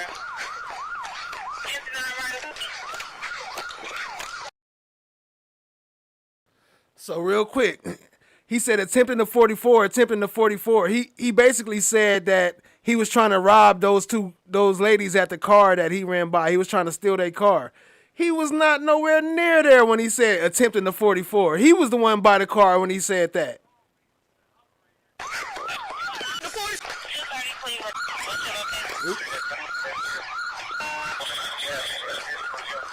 My bad. I was seeing my volume was high. I went a little further back than I wanted to. Appreciate y'all, family. 230 Cleveland, 230 Cleveland. 230 Cleveland. Black male, plaid shirt, black jeans. Black male, black shirt, black jeans. Tempted to 44, tempted to 44. Get down, get down. Tempted to 44. Tempted to right up.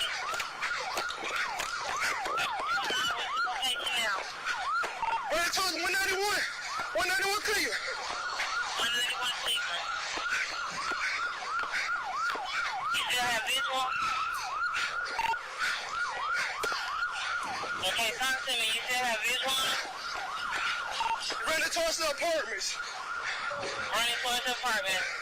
Gatekeeper. 59 with them. Look, he didn't want to say no, I don't have visual. He smoked me. I'm Officer Dusted. I can't see nobody around. He's sitting there talking about ran past the apartments. Running towards the apartments. Running towards the apartment. Any unit 59 with them. First unit with them, advise me. What's your location now? 309, what's your location now? Have you made it to the apartment? But you're raising up your car still. Yeah, he's back here somewhere. Back in the apartment. She said, did you make it to the apartments? He talking about, yeah, he back here somewhere. He ain't nowhere near the apartments. He 2 blocks away from the apartments. Talk about, yeah, he back here somewhere. But you're raising up your car still. Yeah, he's back here somewhere. Back in the apartment.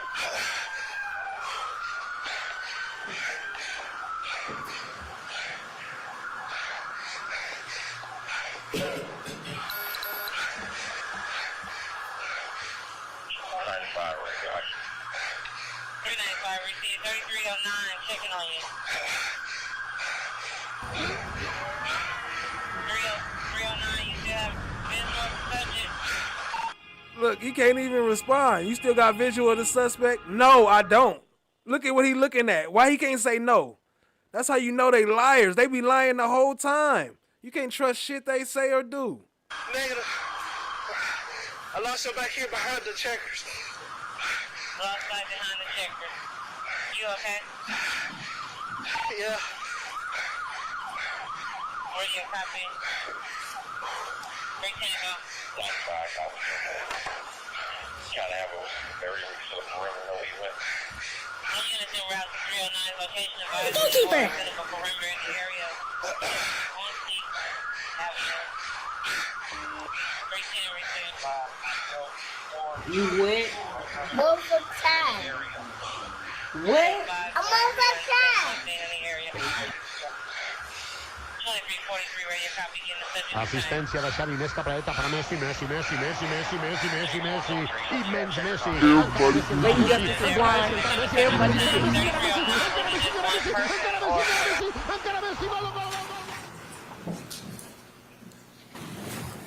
thought it said 5 minutes and 10 seconds. We'll stop within the video. Say the number again, Isabel. 5 minutes and 10 seconds.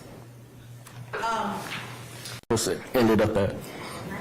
And when the individual was brought back to your location, did you learn who the individual was? I did. Okay, and who was the person driving? Shannon Jackson. And had you ever met Shannon Jackson before? No. Had you personally had any interactions with Mr. Jackson before? No. Go down to the valet area.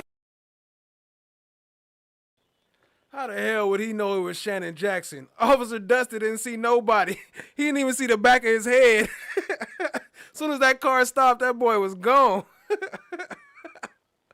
So how you know they didn't steal the car? How you know that wasn't stolen from Shannon Jackson or whoever car it was? His girlfriend car. It was his girlfriend car. That's why they say it was Shannon Jackson. But they never seen Shannon Jackson. How you know it was him? Where they were parked. Yes. All right. What happened once at the valet area? During that time.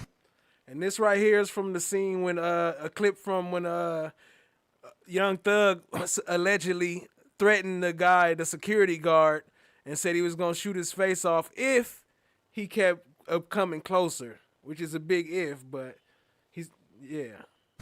I got checked out because we already got him at the mall, so it's all good.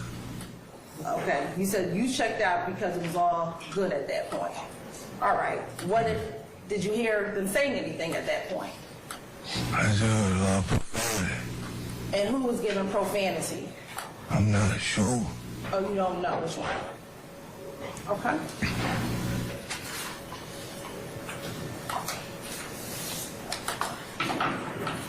Do you remember anything specific that they were saying? No. Just the guys in the car. Just guys in the car. How many guys were in the car? 3 or 4. Like, man, but it's not, man. It looks like your signature, but it's not your signature. That's how I write now. That's not how you write now. I write like this now. Okay, but back in July of 2015, that's not how you wrote. No. All right. Let me ask you, looking at that document though that has your name. Hey, shout out to Michelle. Appreciate you joining, family, and appreciate the two. Y'all show some love to Michelle. Drop some slime brellas and some slime chats. Appreciate the love, family. Michelle Corley. On it, is there a date indicated on that document? Yes. Yes. You have an objection? Yes. Basis. Document has been... Basis. A document has been disowned. There's no foundation. Foundation, okay, that's what we're looking for. All right. Your Honor, it's impeachment. And he's saying, I don't want to do a speaking. How is they impeaching this man when they changed his paperwork? This is the one that they added lines to his paperwork and then redid his signature and changed his signature. And got caught. He said, this ain't my signature. This is my signature how I write now. This ain't how I used to write back then. And they added 2 lines to the paperwork saying that he said he was going to shoot the dude in the face. And he said, I never said that. They janky. Shout out to Michelle Corley. Appreciate the love. Okay, all right. I'm gonna overrule your objection. And I appreciate y'all in the chat going crazy with the slime brothers. Appreciate the love. So you may proceed this time. Is there a date on that document? Yes. Okay, what is the date? 7/7/2015. Okay. And in looking at the document, you've had the opportunity to read this document previously? Yes. Okay. And is this document written in first person, meaning as if you wrote the document? Your Honor, same objection. Given what I've learned already by the witness, I'm going to give him a little attitude, Mr. Steele. I'm going to overrule your objection, okay? Now he's saying, given what I learned, trying to talk like he slower, like he mentally challenged or something. There ain't nothing wrong with him. He older and he talk a little slow, but he comprehensive. He got good comprehension. He know what he talking about. Y'all trying to act like he crazy or something. Like he ain't said nothing crazy. He been on answer every question you asked him from what seemed like honest to me. I don't know, but it seemed honestly, he didn't seem like he was crazy. Ordinarily, I wouldn't allow them to leave, but I'm going to, in this particular circumstance, make an exception, okay? Is it written in first person? Yes. Okay. And so it says I, Officer Hutchins, right? Correct. Okay. And this document also has a date. And he wasn't an officer. That's how you know it's some bullshit. Officer Hutchins, he was a security guard. Why would he call himself Officer Hutchins? In which it was written, right? Yes. What is the date that the document was written? July 7, 2015. All right. And this same document was written closer in time to the incident that we're referring to. What up, Tat Flocker? I don't think I said what's up to you earlier. Appreciate you joining, family. Which was July 2015. I can't say. You can't say. But there's your signature. It looks like mine, but it's not mine. All right. And there's a date of July 7, 2015. Ask and answer. He said it looked like mine, but it's not mine. I stand in objection. It looks like mine, but it's not mine. All right. And there's a date of July 7, 2015. Ask and answer. I stand in objection. And so they're saying that you did not write this statement. I don't recall writing this statement. Okay. All right. And when my investigator came to your home, did the individual show you this document? On his phone, yes. Okay. And do you recall what you told him about your signature when he showed you the document on the phone? Correct. Okay. And what did you tell him about your signature? I said at that time, it looked like mine. Okay. And this same signature, was this the same document that he showed you on the phone? It was so small I couldn't only see it, but it looks to be the same. It looks to be the same document. Okay.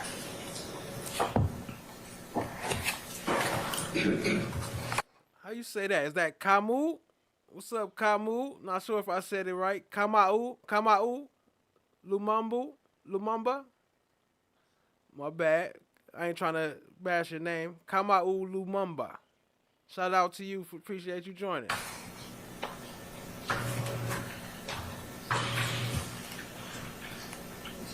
Now, Mr. Hutchins, as it relates to, you said that you kind of had to escort these individuals from the hoverboards out of the mall. Was this your first time ever having to escort anyone out of the mall? Stars around the neckline. Yes. And how many stars do you count? 5. And how many points are on the stars? 5. And what color are the stars? And there may be multiple colors. You can name them all if you want. But what's the predominant color, if you think there is one predominant? Red.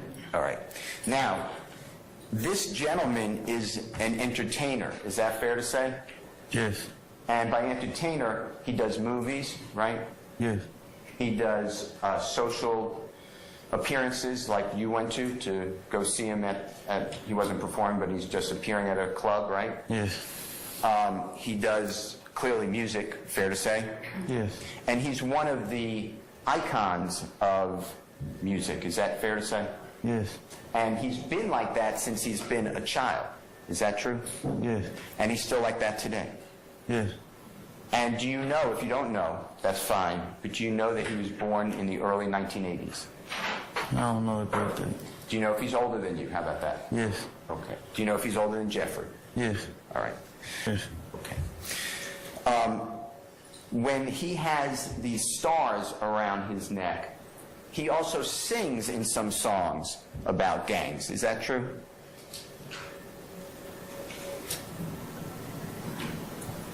Yeah, neighborhood and stuff. Yeah.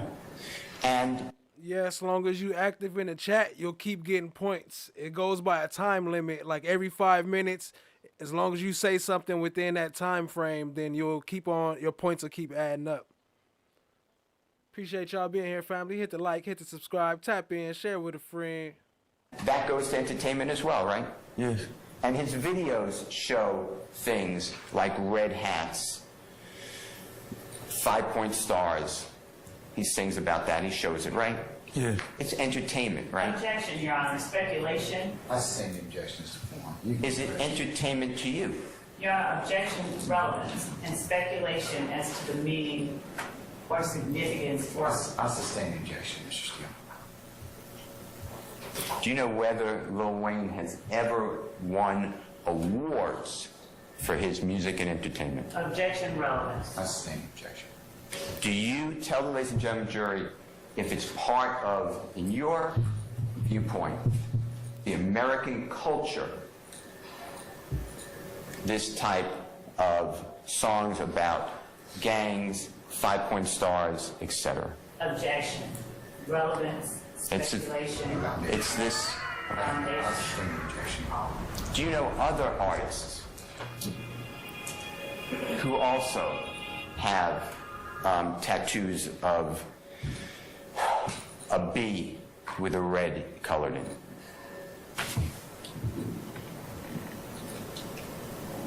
Yes. Do you know other artists? And we can say actors and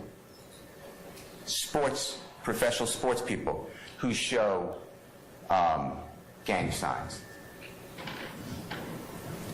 What you know to be gang signs. They do movement of their hands, Yeah. yeah. I'm sorry, I cut you off. You said they do movement with their hands, right? Yeah. Okay. And have you seen sports figures, professional sports figures?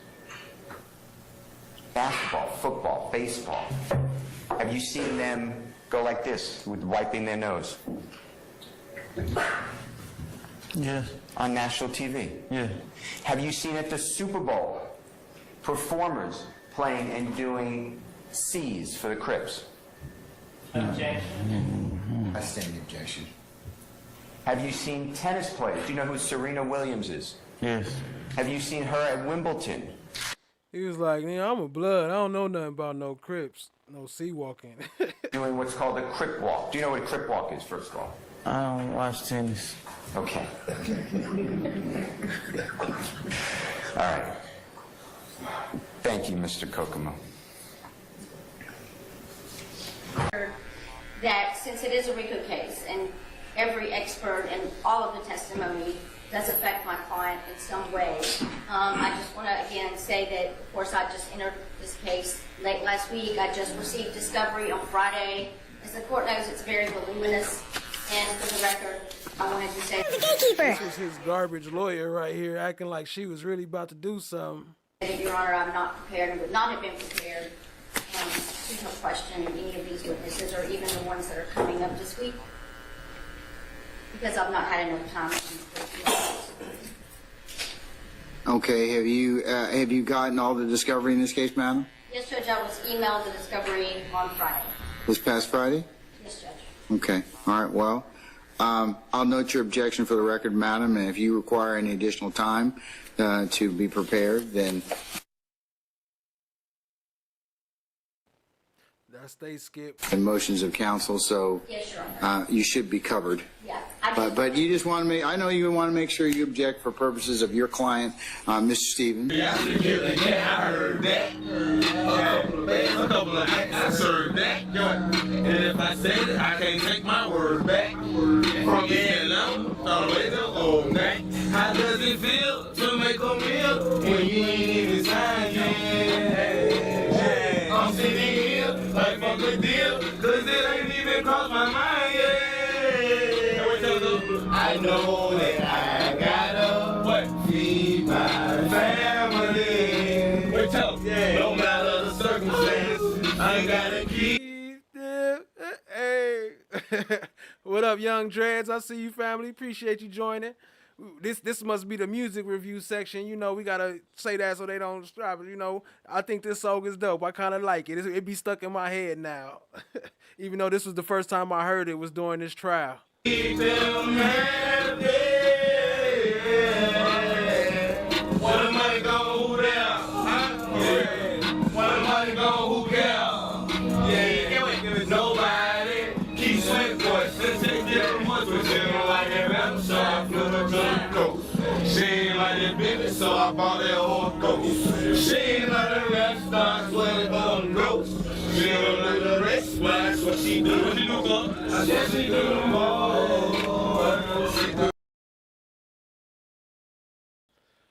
All right, so I never talked to y'all about this. I posted this video a while back, but I never did a show actually talking about it. So I want to spend some time and show Rich Homie Quan some love, but also it was very strange the way that this happened. Like, it's very suspicious. I'm in my travel clothes, so forgive me to the family for not being properly dressed. I didn't even understand why I got... You hear what he's starting with? He didn't even know why he got caught there. All right, let me let that play real quick. Shout out to Rich Homie Quan. Y'all show some love to Rich Homie. RHQ. The call. Long live Rich Homie Quan. Good afternoon. I'm in my travel clothes, so forgive me to the family for not being properly dressed. I didn't even understand why I got the call. I'm here first to speak on the behalf of just the black community here, because we've done a good job in this city. In the big city of Atlanta, in the small city of South Fulton. We've done a good job being examples that you can be anything you want to be. You can be a little boy who wants to play baseball. You can train, you can develop a discipline that although it doesn't lead you to the major leagues, it leads you to the major leagues in music, and you can be an example for young people after you. Anything is possible in this city, and Corey and Tammy have showed us that by the product that they produced. I want to thank them as parents for giving their child the stability that would give those beautiful children the confidence to know that they're competent to do anything they want. A lot of people are like, who is that up there? My name is Michael Render. I'm Denise's son. And like Tammy's son, I sang and danced for a living. Like Corey's son, Michael and Anthony, my fathers, have watched proudly from the audience, and they've suffered some for me too. I just like to say that we're not burying a musician today. You're burying a man. You're burying a man who was a student at Fort Valley, who was a baseball player, who was a son to a mother and a father, who was a father to children, who was a loving companion by what the internet say to a few women. But the women that gave him his children, he treated with honor and respect. I'd never been in that man's presence and seen him disrespect. And I'm not going to take long than 2 minutes. I'm going to say this to Atlanta. I didn't know him intimately. I didn't know him as a homeboy. I wasn't hanging out in the studio. I judged him by the fruit he was, the tree that he fell from, his mother and his father. Everywhere I went in this city, you hear their name in high praise and honor. And everywhere he carried their name, it was in high praise and honor. So to young people in the room, I want to say, carry your parents' name in a way that when it's said, it's going to be honorable and high praise. I've never heard his father or his mother's name spoke lowly, because I've never heard his name. I would like to say, see, because a lot of us in the music industry, our lawyers, our accountants and stuff, they be people of a certain faith. They be Jewish folks. So I asked my accountant one time, I want to go to one of your high and holy days with you. He took me to Yom Kippur. And for those of y'all who follow the Abrahamic religions, Jewish, Christianity, Islam, one of the greatest things we've taught in those religions is forgiveness and grace. And I stand here in front of two amazing parents and an amazing community that produced him, but also, man, I stand here in a room full of some people, they was his rivals about 9-10 years ago, and they got over that rivalry, and they forgave each other, and they lived. He was an example of grace. He was an example of mercy and forgiveness, not only in what he gave and what he was willing to exceed. He didn't let his pride and his ego and insecurity get in the way of being a good man. And I want to tell the young men that are in this room, some that were, man, righteously all the way down, some that was rival and got righteously all the way down later, you guys are leaders now. You guys are the lead in the fashion he led. If his trouble, just get quiet and disappear and pop back up in a year. If you want to disrespect each other, find a room to go to and talk to each other, not in front of other people, so your pride and ego don't have to leave. We have an example in what this young man showed us, because a lot of times the people who lean into alcohol, the people who lean into things that will soothe our pain are the most sensitive people. And I stand before you today as a child of an addict. And I'm here to tell you, my mother was so sensitive to the thoughts and feelings of other people around her that she carried a weight on her. And musicians, a lot of times when we're writing and we understand this out of our experiences, but our writing comes from the experience of those around us. So believe me, that smile that he had carried the weight that you have. The smile that he walked around with sometimes masked a shadowy, hurt thing. And he still gave audiences joy and love and laughter. So I want to say to us, forgive yourself for your own addictions. Because as you can see, I like sugar a lot. Forgive yourself for your own misgivings. Forgive your mothers. Forgive your fathers. Forgive your uncles. Forgive your aunts. Forgive yourself. And move forward how he moved forward. When he reemerged smiling. He reemerged with songs. He reemerged forgiven and being accepted and being forgiven by those he had issue with. He reemerged like a man. So I want to challenge all the black men in here to let's be more like the icon we call Quan. Let's be someone who brings honor to our mother and father. Let's be a good example for our children. And let's make sure that we forgive ourselves so we don't drink ourselves to death. Let's make sure we forgive ourselves so that we chase folly till we gone. Let's make sure that when we have a group of people in this room that much like our contemporaries, who call themselves Jewish people, that we come with the spirit of I beg your pardon. We young people, I don't even know how to spell it. But I know how to spell I beg your pardon. And I promise that I'm going to find someone I transgressed against, or someone who might have transgressed against me, and I'm going to this week say, I forgive you. And if you'll forgive me, I accept your forgiveness. Because all I could think about as I sat here and watched this young man never stooped low. He always stood up high. If he stepped on your foot, he said, excuse me. If you felt like he did something wrong, even if it took a few months, they'd pop up and he'd beg your pardon and he'd allow you to be forgiven and he'd forgive. So I just want to hope in the rest of my life, how many days I have left, that I'm a lot more like Corey and Tammy's son. That I'm forgiven. That I bring people joy. That I bring people laughter. So I would just like to offer my deepest condolences on behalf of me and my family. I'd like to say to everyone in this room that Atlanta is a truly special place. That includes South Fulton. I'd like to say, black people in this room, we have an opportunity to do it different. We have an opportunity to bring honor to his name by forgiving one another. We have an opportunity to get our shit straight. And I would challenge us to do it because I love y'all so much. And he's gone and he's in the presence with the Lord now. So that means he's probably looking at us on a remote control TV from heaven. And he expects us to do better than we've been doing. I want to tell Atlanta I love you. I like to tell Corey and Tammy, thank you for loaning your son to the world. I want to tell his children, thank you for allowing your father to be an example for us. Because so many days I'm sure he was away singing and dancing. But baby, he was lovable. And I just like to say to Corey, man, I never got to tell you this, but I told you I wanted to see you and talk to you about something, but it's good for the room to hear. I heard you talk. So I was just wondering right there, like, why did they bring Killer Mike in? And Killer Mike recently, his most recent, not most recent song, but one of Youngthug's most recent songs, soon as he got locked up, was with Killer Mike. And you know what the song was called? Run. Run, run, nigga, run. But I ain't gonna play this whole thing. I'm gonna skip through a little bit. But it's a couple things that was kind of suspicious to me that I wanted to talk about, but I didn't want to do it too early. I wanted to let them rest a little bit, but shout out to Rich Homie Quan. About getting an advance on your album, and the wisest thing you had said to anybody, you said, I told them I don't want to leave strong in hip. Quan and Gloss are an iconic. Please come in that order. Thank you so much. As the hip-hop community and fans. Now, y'all remember him? Remember last time I showed him, what was he doing last time I showed him? For those who was here, he was congratulating Fonnie Willis on her, on becoming the DA. Remember that? And we was like, who is that? We was like, I think that's the mayor, governor or something. Yeah, that's Mayor Andre Dickens. And he the first one that pop up. None of Rich Homie Quan family or none of that. They bring up the mayor first. Is that some type of strategy or political move? Also an iconic, honest lyricist and vivid storyteller, Atlanta mourns the loss of its native son, DeQuantis Lamar, known affectionately as Quan and globally as Rich Homie Quan. As a teenager, Quan wasted no time making his mark on the music industry and set out to ensure that our great city remained the epicenter of an influential cultural movement. He quickly began to crank out hit after hit, reaching critical acclaim and a simple. So he talking about his hits, but is he not going to talk about Youngthug and Rich Homie Quan album, one of the biggest albums, the album that blew them up, both of them? A multitude of platinum and gold projects. Quan's name has been etched in stone as Atlanta hip-hop royalty, and his memory will be forever cherished and celebrated. He was a father, a son, a brother, a companion, and a multi-talented artist. But above all, he was a Christian who worshiped God and loved his family. On behalf of the city of Atlanta, I offer my deepest condolences to Quan's family, friends, and loved ones.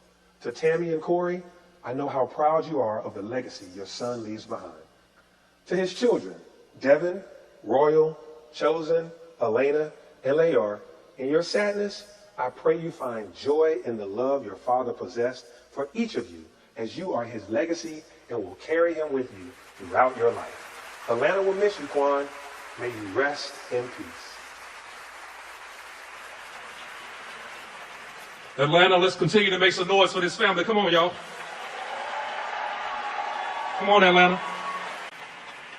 And extend our... To Councilmember Bond and Councilmember Amos. Thank you. Then you gonna go to some councilmen? No, hold on. So we here talking about banning rap music, talking about how bad rap. Have y'all listened to Rich Homie Quan songs? Then y'all gonna bring the councilmen here while y'all got Youngthug on trial trying to hang him?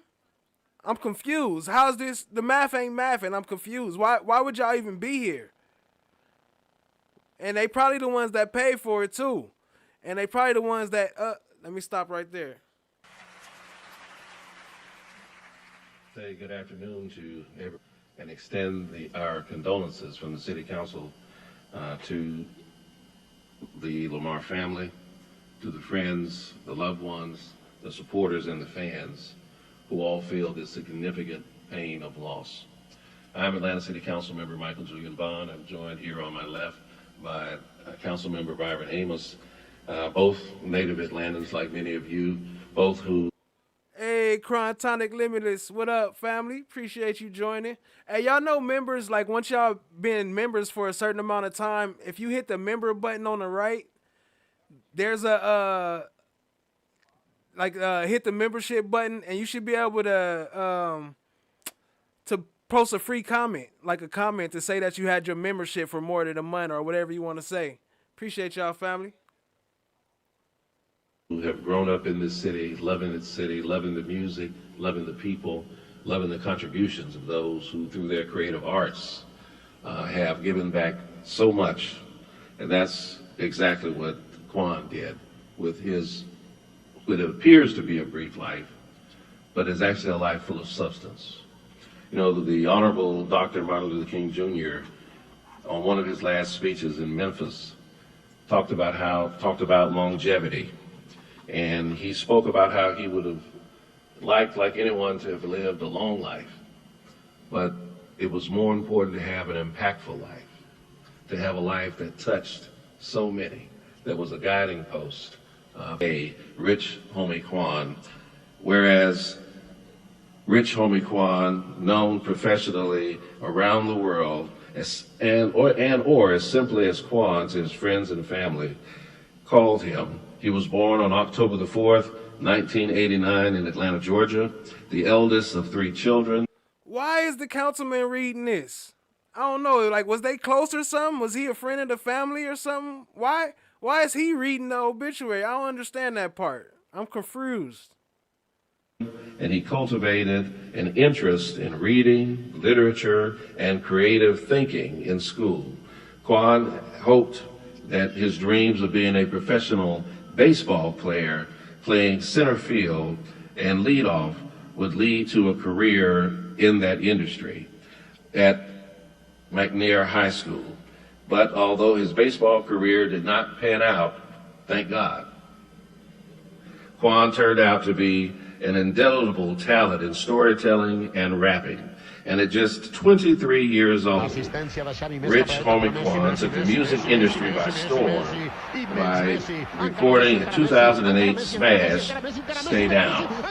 And whereas he turned his platinum effort, Flex, evaluating the top 30 and the Hot 100, gracing Dwayne "The Rock" Johnson's Ultimate Ball Out playlist on Apple Music. In 2008, How you not gonna mention him and Thug album though? That's crazy. I don't get it. Like, is y'all participating in the beef, or was that a family request? I can understand if the family said they don't want to play it, but it seemed like y'all organized all this. his full-length debut, What up, Abundance and Clarity? I see you. Appreciate you joining, family. Rich in Spirit, topped the What up, Fatima Bennett? I see you. Oh, Fatima Barrett. My bad. I see you, family. Appreciate you joining. The D Life's Jenny D. Hey, what up, family? top 20 on the R&B and hip-hop charts, whereas Rich Homie Quan's career advanced Atlanta's tradition of innovation.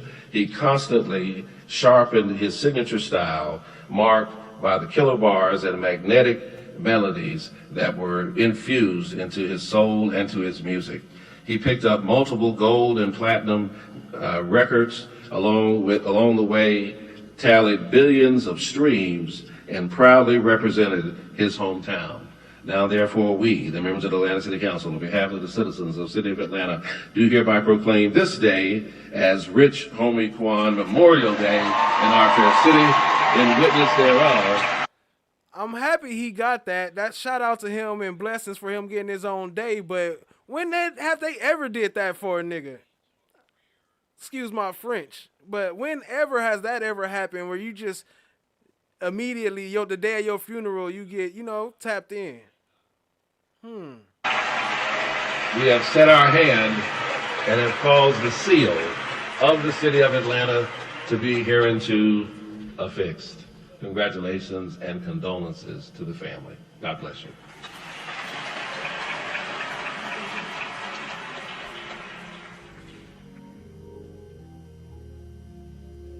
House, Bishop Dollar. Shout out to My name is Ricky Cody. Einhorn I am with the super mayor sticker. of Ain't gonna play this one. Let me Please. skip past this. And I give my admirations, include a fan of Rich Homie Quan, and I always wanted to meet him. I really did. She up here talking about I always wanted to meet him. Who is you? Vice Mayor, all members, Chief Homie Quan, Rich Homie, but Jackson, Okay, hold on. This the next one. Look at this one. It's making me Good afternoon. Suspicious, huh? It's making me think a lot. Smart guy. My name is Chaplain Smith, and this is Chaplain Poole, and we're here to represent Sheriff Levon Allen, who's present with us today. We honor Pastor Dollar, Reverend Franklin, Reverend Jackson, Chief Chaplain Davis, and all clergy present. We honor Sheriff Allen, Chief Arnett, and members of the Clayton County Sheriff's Office. But most importantly, we honor the Lamar family. Chaplain Poole is going to read a letter from Sheriff Levon Allen. It reads, to the family of Mr. DeQuantis D. Lamar, Rich Homie Quan, please accept my deepest sympathy on the loss of Mr. DeQuantis D. Lamar, Rich Homie Quan. I pray your loved one's soul is resting in peace and that God Almighty will grant you the courage and the strength to bear the loss. While nothing I can say will lessen the sorrow that you feel at this difficult time, I would like to encourage you to remember that we serve an awesome God who does all things well. And he knew it. Quan talk, look back. Never let Quan name die.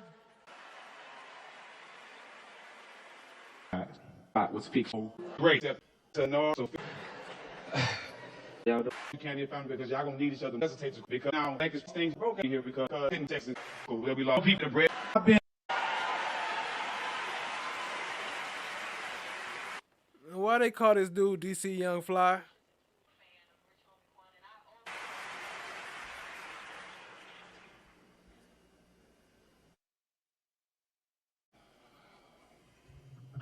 Good evening. I want to start. I need y'all to repeat after me. They don't know what I've been through.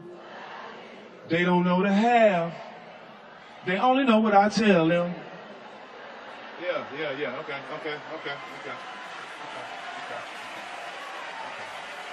Rest in peace. What do you do most? Listen closely.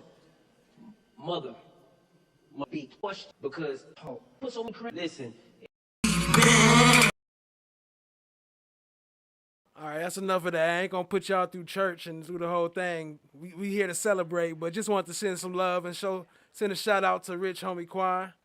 Appreciate y'all. Saturday night, a relative of Atlanta rapper Youngthug is facing charges tonight, accused of shooting and killing his girlfriend. East Point police say Fardarine Deontay Greer is accused of killing 24-year-old Destiny Fitzpatrick. The shooting happened Tuesday at the Park at Galloway Apartments, not too far from Brookview Elementary. Police did not say how Youngthug and Greer are related, nor did they clarify what charges Greer would face in this week's shooting.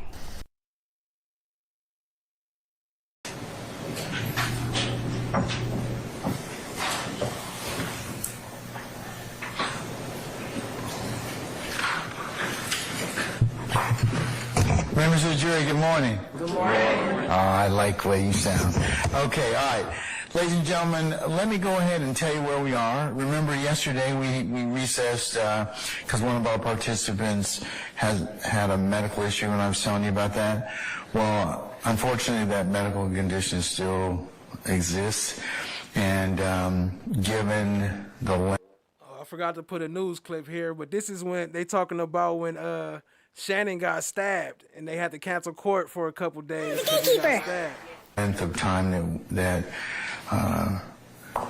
we're going to have to probably address that. It might be just more prudent to recess you and give you an early recess instead of recessing you this Friday. As the court's plan was originally, I'm going to recess you for the holidays today. Okay? So I know you look very disappointed. Oh yeah, hold on. Don't forget the biggest part. It was in Creflo Dollar Church. Creflo Dollar. Come on now. Pass the dollar. Pass the dollar. Hell no. Let me move this out of her face. Look. Even damn, this shit too loud. Let me cut this down. Even what's her name? Court reporter had to laugh at that one. I can tell from all of you, 17 as a group, it's not that bad. At this point, I would have had the court consider him an adverse witness because he's lying by omission. He's lying, saying he has amnesia. He's not telling the truth, and he knows that he signed this agreement. I think his egregious denial of everything, in spite of the proffer and the plea agreement, he clearly signed it, shows he's petrified of the people he's looking at. The fact that he doesn't want to explain what snitch means I know I'm a snitch, and I know snitches get stitches. And that's why I'm frozen up there and I'm scared to talk. So in a way, he's avoiding saying what the prosecutor needs him to say, but him not saying it is proving the dynamic nature and the dangerous nature of this gang because he's frozen up there with fear. To persuade. Yeah, Creflo Dollar. FFS said, she just say, pass the dollar? Where the fuck he come from? Magic City? Okay, it's time for this. Creflo Dollar. Let's talk about bullshit for a minute. Now, Mr. Frankfurt wrote an amazing book about the difference between bullshit and lying. In lying, the person telling the lie knows what the truth is and is trying to hide what the truth is. Bullshit is completely different. And you guys have seen some bullshit in this trial. In bullshit, the person attempting to persuade, the person spewing the speech, absolutely knows, or maybe doesn't even care if what they're saying is the truth or not the truth. Okay, so they're not trying to hide anything. They're not trying to cover anything up. It's that the truth is. By the way, I got that whole clip on the channel. If y'all want to see that, I edited out all the parts that was personal. I feel like I took out the personal parts, but I got those parts that we seen up in there. Relevant, and all they're trying to do is persuade. So I have to say, in this trial, there's a lot of bullshit. Check. Check, check, check. Check. Check, check, check. First off, who are you? Jeff. Youngthug? Yeah. And Jeff, Youngthug, who do you have beside you?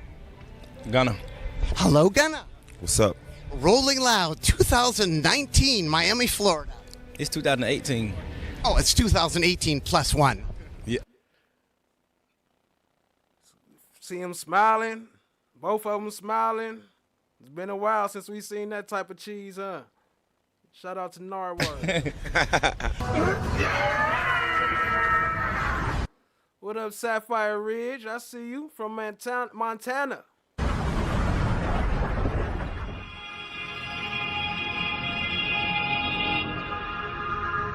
Check, check, check. First off, who are you? Jeff. Youngthug? Yeah. And Jeff, Youngthug, who do you have beside you? Gunna. Hello, Gunna. What's up? Peace to all the gods and goddesses. Welcome back to Flesh of the Gods. So, check this out, right?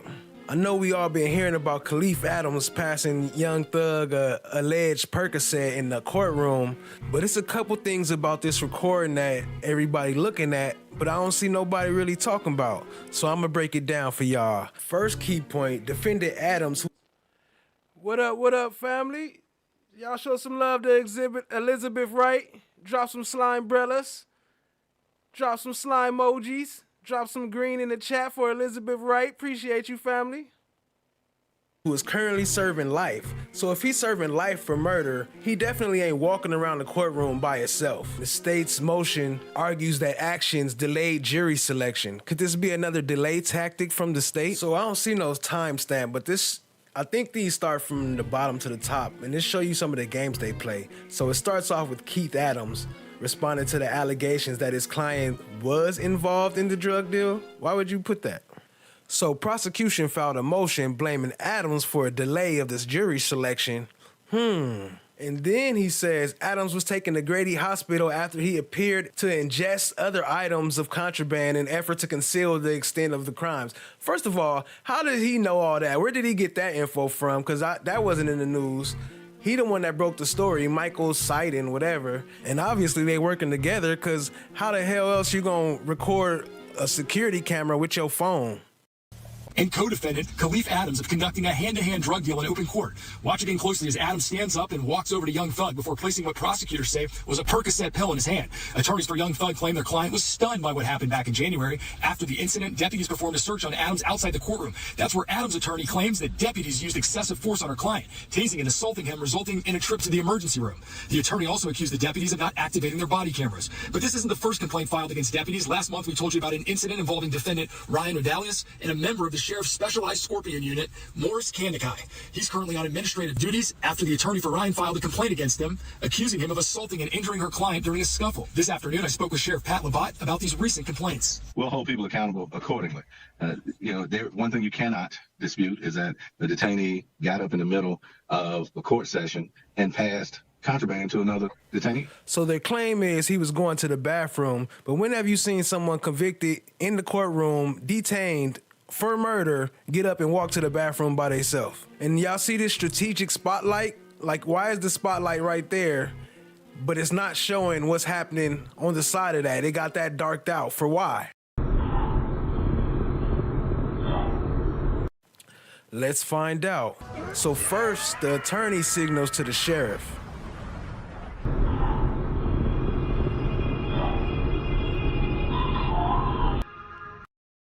He's not paying attention, so she tells the other deputy to get his attention.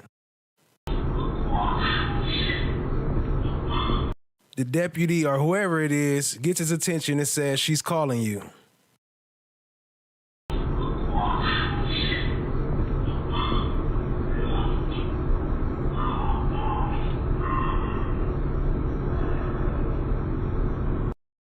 The deputy signals. I'm not sure what it is, but it kind of looks like wiping his nose.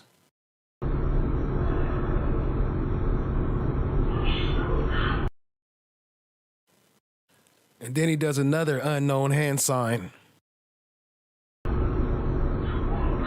Khalif Adams has been watching the whole time and now has made eye connection with the deputy.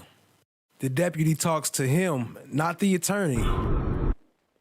Hey, real quick, show some love to Candace Yates. Drop some slime brothers in the chat for Candace Yates. Appreciate the super sticker, family.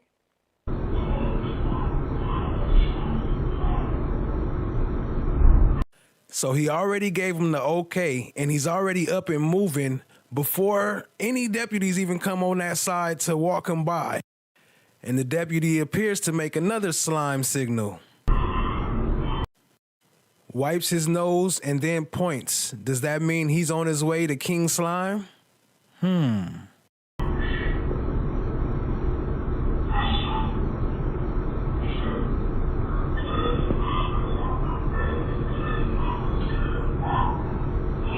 First of all, that took way too long to get to a murder suspect. What if he was actually trying to harm Thug? He would have had plenty of time to stab him if he wanted to. So he just made eye contact with the deputy walking up. Anybody who's done a drug deal before, you know, all that shit freezes when you see cops around, even inside of the jail. From Young Thug's body language, he doesn't appear to be expecting this.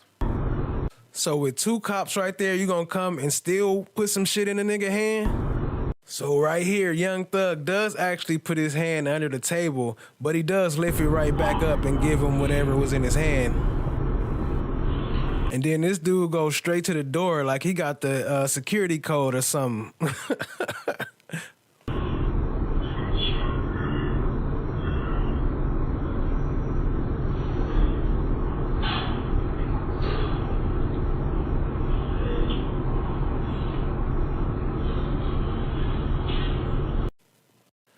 As you see, they didn't even trip on Young Thug right there. He stood up and he was able to sit right back down.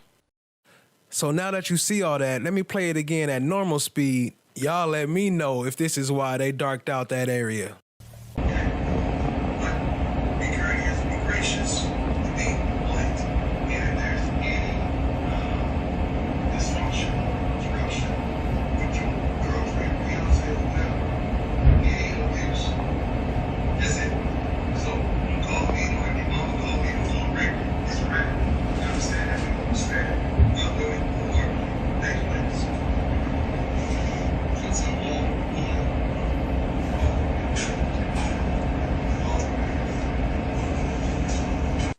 They say that's a drug deal, but anybody who ever dealt with it know that that's not how it go at all. Carrying murder and other gang-related charges on the line for each of them. 28 YSL members were initially indicted, with 8 members taking plea deals and 6 members having their cases severed. Jury selection started early this month and was slated to last 5 to 6 weeks, but that timeline might be even longer now as the court addressed 3 contraband incidents in 3 days. You see, someone smuggled marijuana to one co-defendant in a pair of shoes. Another co-defendant's mother was arrested for trying to sneak tobacco products and rolling papers in with a bag of clothes. And most recently, a different incident caused jury selection to halt for the entire day on Wednesday. Check out what the judge had to say when he addressed the court all about it. We've had yet another instance of alleged contraband being introduced to our space.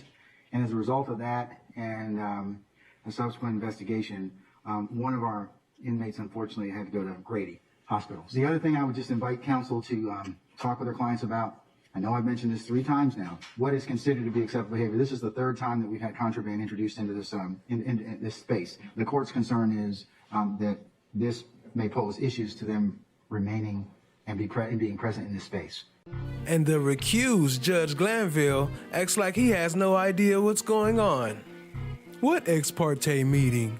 The gatekeeper. The reality is, Mr. Williams had nothing to do with what went on in the courtroom on yesterday. One of the co-defendants, on his way to the restroom, attempted to pass something to Mr. Williams, who immediately turned it over to the deputy. He did not know it was allegedly Percocet? Did not know. Well, we don't know what it is. Did not know what it was, turned it over to the deputy right away. The deputies took action. The individual who had the contraband, not Mr. Williams, was taken into the back, where I'm told he ingested. Hey, I did almost call you Exhibit. My bad, Elizabeth. Shout out to Elizabeth.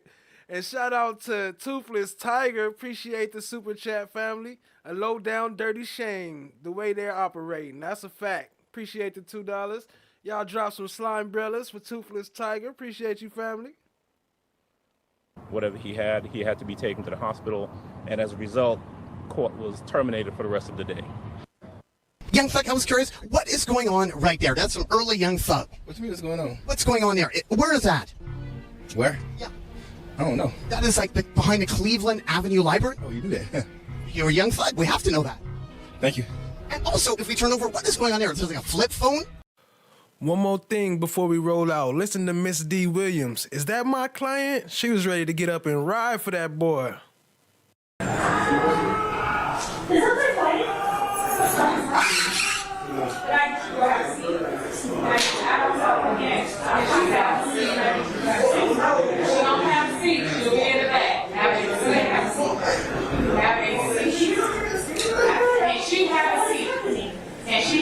Also, Toothless Tiger got a great channel too. Let me go and drop her link in the chat. I'm gonna pull it up. Appreciate y'all, family. Y'all hear him back there screaming? We played this before. This is when Lil Rod, when they was strip searching him, very forcibly.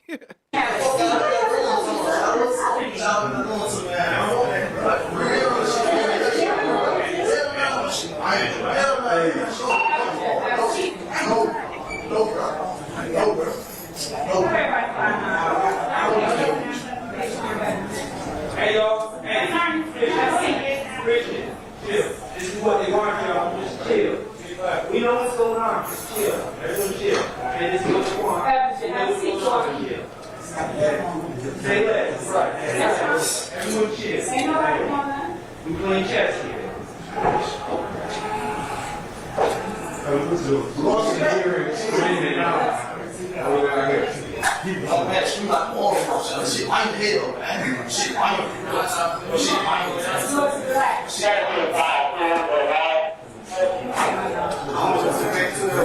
Gatekeeper. Sir,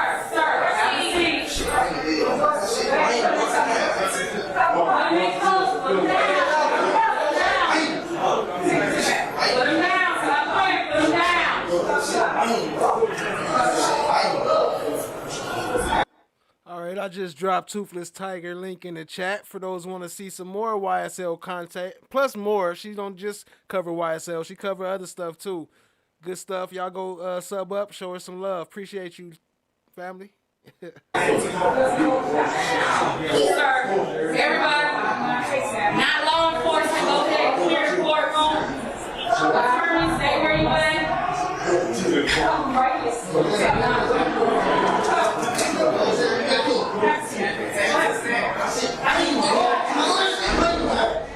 Everybody that's not law enforcement, please step out. Step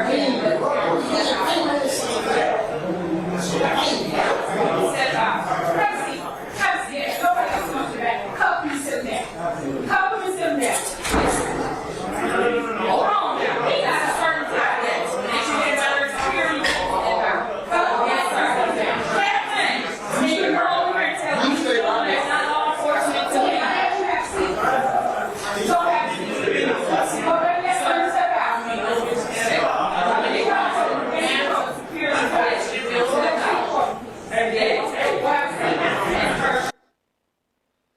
Hey, that's a fact. Chloe Albert's Revenge. That's what I was saying. Hold on, I'm blocking her face too. That's what I was saying though, Chloe Albert's Revenge, because how you know he wasn't coming up to shank him? Like, even if y'all had something planned, why would y'all even fake some stuff like that or allow some stuff like that? Like, that's crazy. I don't care if they together or not. You can't let them just walk by each other, walk freely. He walked to the door like he had a badge or something, like he was about to scan himself in. And then they gave hand signals before he went, so he knew he was about to go. Have a seat. Have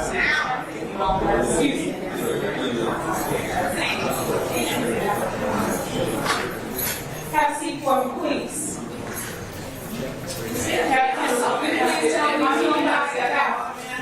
Appreciate y'all being here. Hit the like, hit the subscribe, tap in, share with a friend.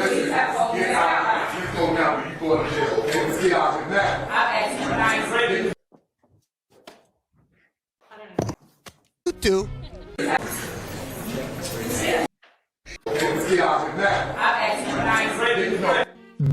Well, thank you, Young Thug, and doot doo loot doo. Doot doo. Yeah!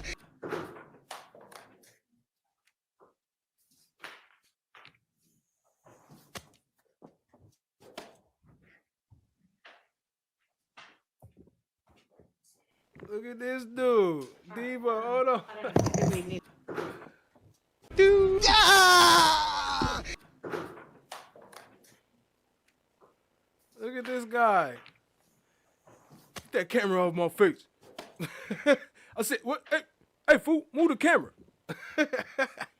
All right, I'm about to come get you. I'm going to come get you. I'm going to come get you. Hey, move that camera out of my face. You see I'm working on my figure. Don't be pointing that camera at me. Come get you. APD stand for the Atlanta Police Department. At which capacity? Okay, was there ever a time that you served as a crime scene technician?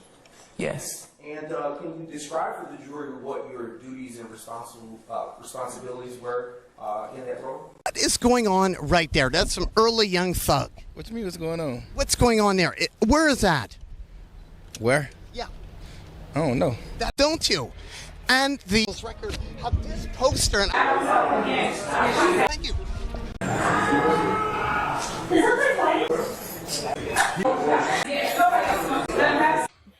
What type of music do you make? Hip hop. Hip hop. Do you have a name that you perform under? Slime like Shouter. So this was our last official court day. I figure we might as well get a little caught up again from where we left off if we're going to be actually attending court again tomorrow. We don't know, but might as well get some of where we left off. Atlanta. After leaving high school, is that when you started your music career? During high school, like my last year in high school, or like 11th grade or something. I didn't get serious till after high school though. You said you didn't get serious until after high school? Yeah. Yeah, they say he had drugs. I believe he had drugs, but Young Thug didn't have no drugs. So how did he get drugs when he in jail for murder for life? Where's he getting drugs from, and why is he bringing them to court? And that was around that 2018 year we just talked about? Yeah. Okay. As you were growing up in the Cleveland Avenue area, did you ever hear of a gang called Rock Crew? I heard of it growing up. I didn't know if it was a gang or what it was, but yeah, I know what it is. And how did you know about Rock Crew? Because they had popular songs. What were some of their songs that they had that were popular? I don't know about hard right now. I just knew like there was some music back then. Do you know who were some of the artists who were with Rock Crew? One of them, Big Boo. And was he performing as a hip hop artist? Yeah. Anyone else?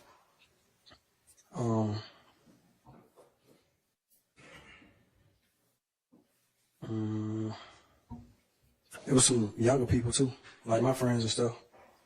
Who are some of the younger people? They locked up or dead.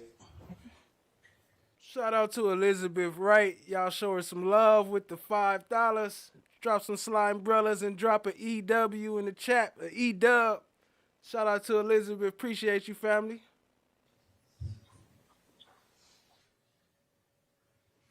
And what up, Miss Didi? I see you. Let me see.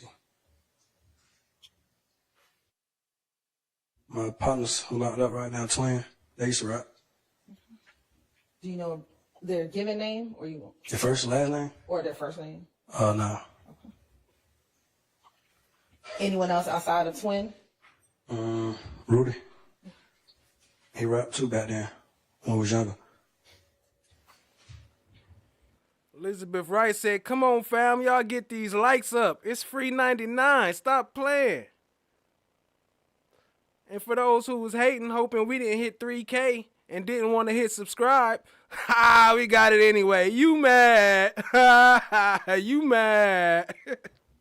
We hit it anyway. What else you can think of? As of right now, yeah, that's it, I think. Now, you just spoke about Big Boo. Did you know his given name? His real name? No. Okay. And did you have your own personal relationship with Big Boo? Yeah, when I got older.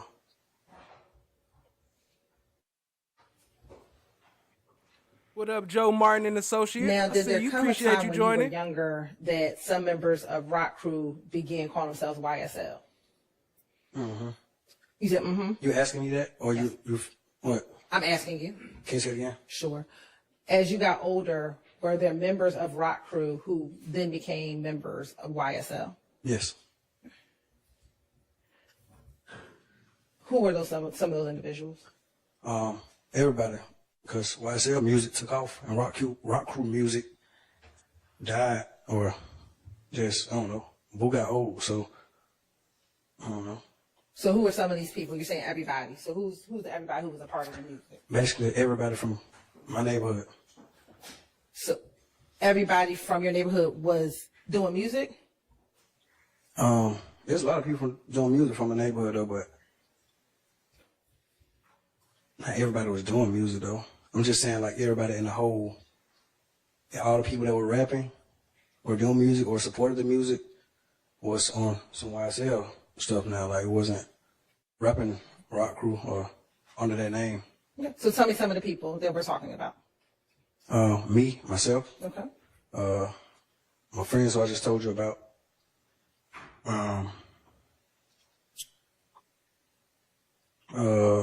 Jeffrey.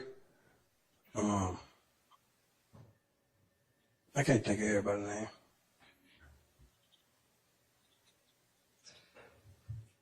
And what does YSL stand for?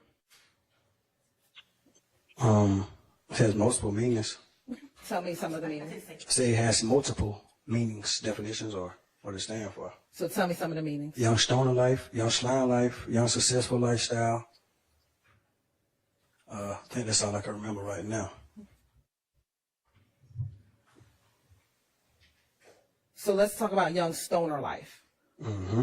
When do you distinguish between young stoner life, young slime life, and young successful lifestyle? You said when? Did I? Yeah, how do you distinguish between the two? When do you use young stoner life versus young slime life? Slime part is just like the lingo of it. You like, we'll just call each other or something. You wouldn't call your friend or something like, Stoner, what's up, Stoner? We just say like, what's up, Slime or something, so. Hey, hold on. Who blocked Casper? He said he blocked. Let me see if I can find you, Casper, and get you back up in here. Y'all don't be blocking Casper. What y'all block Casper for? If y'all did it.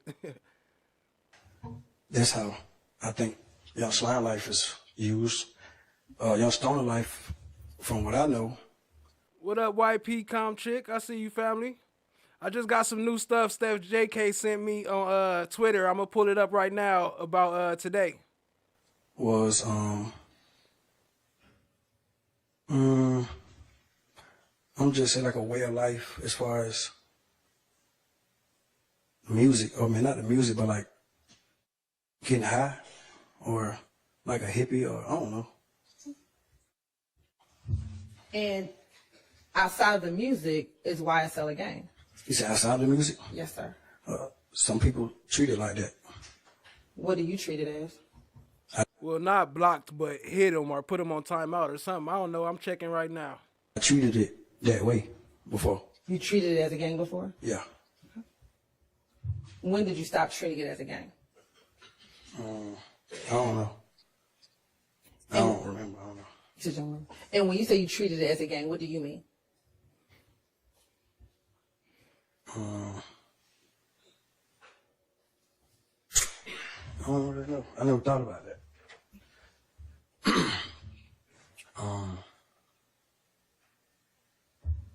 don't know how to answer that. How old were you when you joined YSL, the gang? Can you tell me what you mean by like join? Like, are you talking about? Nope, Casper, I don't see you in the block section. I only got 2 people blocked, and both their names is VB. I'm not sure. What would you consider joining? I'm saying, like, do you mean join, like, because, you know, like, to get in the game? You join the game, like, you get beat up or something like that. How did you become a member of YSL? My music got popping, and I became a known face in my neighborhood. And I started coming around and going to studios and stuff. So was that how you became a part of the gang YSL, or that's how you became affiliated with the music of YSL? I'm gonna say that's how I became affiliate of the music of YSL. But as far as joining a gang or something like that, I never like joined. We just all grew up together. There was no time to join or when I joined.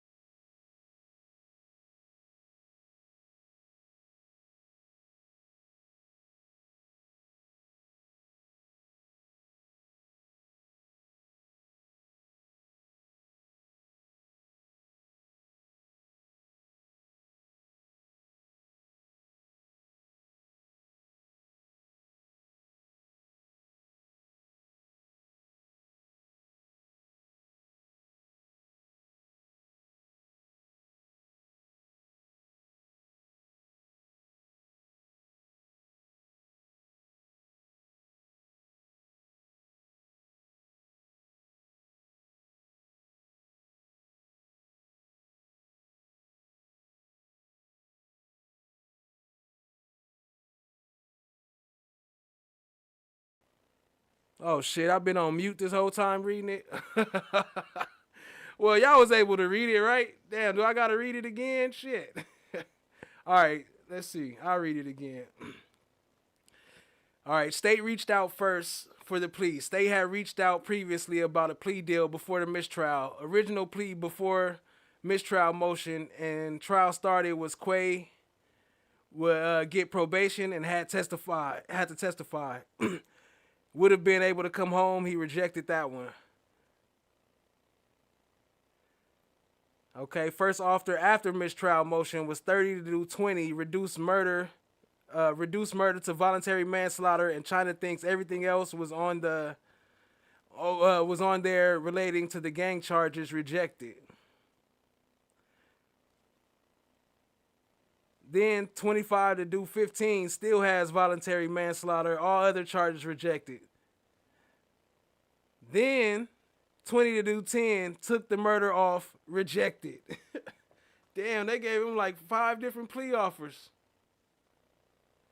The next one was 15 to do 5 with testifying. She said this was an offer at one point. After the mistrial motion, Quay did not want to testify. Yesterday was when Quay started to give the state counter pleas. Okay, scoot it up. Yesterday's plea was 30 do 7, long probation. Quay was supposed to take the plea yesterday at 3 p.m., but the long probation was an issue. Quay received the plea he accepted yesterday morning. Quay didn't really want to take the plea. China, his wife, begged him to take the plea, and she brought the kids up. Take the plea so he could come home, and she brought the kids up. So that's from Thugger Daily. Appreciate you, family. Appreciate you, Steph, for sending that to me. That's the latest update. Now, I'll skip past some of this since I took time on that, and we don't got to watch this whole part anyway, so I'll skip past some of this where we was at. We just all know each other from school and grew up together and stuff like that. That's crazy though, how they went down back and forth with them deals though. You see how it went from 30 years down there to fucking 5 years. But I mean, I came around like 20, I forgot, was 2019? So, but not everyone? I don't know. I think so. Everybody tried to rap. Is there anyone in YSL, the gang, who's not trying to rap? Yeah. Okay. Now I'm going to ask if you know a few people, okay? Do you know Marquavius Huey? Yeah. Okay. And how do you know him? Lois said, talking to your own self. I was sitting there for 30 minutes reading to myself. I didn't know his. No. Okay. Did you ever used to hang out with Quay? When? At any time? Not growing up. He came to the studio with me a couple times. That's it. We never hung out outside of the studio. When did you start seeing him around the studio? About, if we're in 2024, how long ago was that? I don't know. I can't remember the exact date. And do you see him in the courtroom today? Yeah. Shout out to Shauna. She said, I'm going to get me some more snacks. I'm going to be staying a little later today. Appreciate you, family. Okay. If you could just identify him by article of clothing he's wearing. You said identify what? Identify him by article of clothing he's wearing. He next to the lawyer with the brown. I think he got on brown too. Okay. Thank you. Your Honor, let the record reflect that he's identified Mr. Huey. How long have you known Shannon? I don't remember. You see, her whole questions was about Shannon and Quay and all them. And then she talked about, Qua. I don't know who Qua is. I don't remember when I met him. Is it longer than you've known Quay, the two Quays? No. Shorter than that? Yeah. And what is your relationship like, if any, with him? Was it longer than you knew the two Quays? Like, come on, how obvious can you be? Now? Let's talk about before now. Oh, we're cool. Are you still cool now? I don't know him right now. He's been locked up for a couple of years. Well, I ain't supposed to say that. Disregard that. And just listen to the question that I asked you, okay? Mm-hmm. All right. Do you know someone by the name of Yak? Yes. How long? I got a question. Do you talk to your lawyer? No, I was just trying to see. I ain't supposed to say that or something. Well, Don't worry about it. Just move on to the next question. all right. Look, and Whitaker ass talk about don't worry about it, just move on to the next one. You didn't give him no type of curative instruction to say don't be saying shit like that about nobody in jail? How long have you known Yak? I don't remember when I met him. I don't know. I don't remember. Is it longer than you know any of these other people? The first three people I asked you about. Not longer than I knew the Quays. Okay. I knew them when I was younger. Okay. I probably met Yak when I was about 18, 19, 18. When I started rapping seriously. What up, Andrea? I see you. Appreciate you, family. Helping out Casper. If you still watching, she said it happened to her too on Cat's channel. What up, Gorf Love? Does that say Gorf Love? What up, family? I see you. Next, Jeffrey Williams. How long have you known Mr. Williams? Like the same thing as Yak. Okay. And then Rodalius Ryan. I've known him since a kid. Are you older or younger than him? Older. Do you know how much older you are? Not exactly. A couple of years though. And do you have a nickname for him? I can't hear you. Do you have a nickname for him? A nickname that I have for him? Do you call him something? Oh, Leroy. What is your relationship like with, just generally, what is your relationship like? Good, bad, indifferent? What is your relationship like with Little Rod? Right now? Just period. Oh, good relationship. Hey, I did thought my brain read that, but I thought I was tripping. Hold on. Always Lying Love. She said she rejected the plea at 3 p.m. yesterday, but then it said he signed his plea yesterday morning. It did say that. Maybe someone wrote it down wrong. Yeah, you might be right. I thought I was reading that like that, but I don't know. I wasn't paying too much focus. And do you see Shannon, Diamante, Jeffrey, and Rodalius in the courtroom today? Yes. Yes.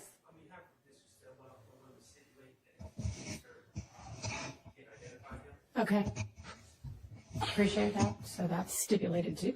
All right. Do you see Diamante, just describe him by the article clothing he's wearing? You said, do I see who? Yeah, or Diamante. Yeah. What is he wearing? Like a trench coat. Is he sitting next to A yellow, tan. I don't know what color that is, but a trench coat next to the lady. Y'all let the record reflect. Is he sitting between? Appreciate the subscription, Gorf Love. Appreciate it.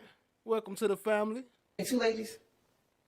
Oh, yeah. Okay. I didn't see the other lady right now. Y'all let the record reflect that he's identified Diamante Kendrick. Okay, the record will so reflect, and I don't know if jury, y'all been explained what a stipulation is. That just means everybody agrees, so you can accept that as a fact. That as to Mr. Stillwell, that this witness knows and can identify Mr. Stillwell. You see Mr. Williams? All right. And so it is now, you can accept as fact that this witness knows and can identify Mr. Williams. And then last, Mr. Ryan. Yes. Okay. And where is he seated and what is he? In the front row, next to his lawyer. All right. Y'all let the record reflect that he's identified. Is he sitting on the right side of his right side? Y'all let the record reflect that he's identified Mr. Ryan. We need to probably do a little bit better than that with the identification. What is he wearing?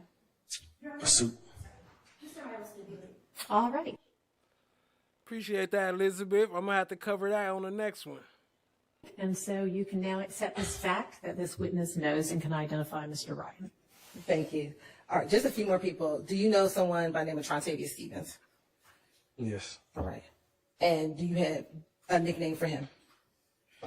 Talking about Slug? Is that what you called him? Oh, yeah. All right. How long have you known Slug? I don't know. Like, My bad, I just read that too. That's a fact, Daniel. I see you, family. Oh, my bad, my phone ringing.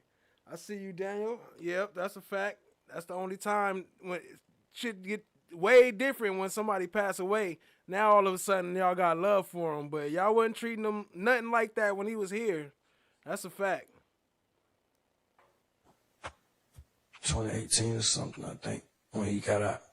Okay. I think. I don't know. Do you know someone by the name of Darius Ford? Yes, I do. All right. And when he was living, how long had you known him? Like all my life. Did you all grow up together? No. Okay. How did you know him all your life? My brother was best friends with his big brother. Okay. And they played sports together, so I always knew him when I was a little kid. What about Christian McMillan? What about him? Do you know him? Yes. All right. And what you call him? Christian. Okay. How long had you known him? Since a kid. And what about Devontae Beebe? Mm-hmm. Is that a yes? Yes. How did you know him? We grew up together. And then last, Demekion Garlington. Who? Demekion Garlington. You asked me how long did I know him? Do you know him? I know him. Yeah, I know him. And how do you know him? I don't even know how I know him. And does he have a nickname? D. Now, do you have any? Hey, did anybody else go and listen to some of Slime Life Shorty music? I should have put his music on here tonight. Tattoos, Mr. Umley. Yes. And specifically, I want to ask, do you have any tattoos with the wording Rudy? Yes. Okay. And who is Rudy? My little brother. Is he a... People call themselves that? Yes. Yeah. How long have you had that Instagram handle? I think I would have had an Instagram with him. I don't know. What's his Instagram name now? I think so. Okay. Do you recall what his Instagram handle was? You ever used the handle Thugger1? I think. I'm not sure. My bad. I skipped through a Have little you ever bit. I'm skipping through a little bit because, yeah, we already seen most of this. Unless y'all want to watch it, I'll play the whole thing, but I'm just slightly skipping through. And direct message to Instagram OE5 or O5E and Drive Slim. Ocean Drive Slim? Yes. Yeah. Right. Was that Christian McMillan? Yeah. All right. Darius Ford. Did you ever IG or direct message him on Instagram? Yeah, I think so. Okay. And was his have you ever IG him? 30 NN and 30 NNA through 35 NN and 35 NNA into evidence. Your Honor, may I approach briefly? You may.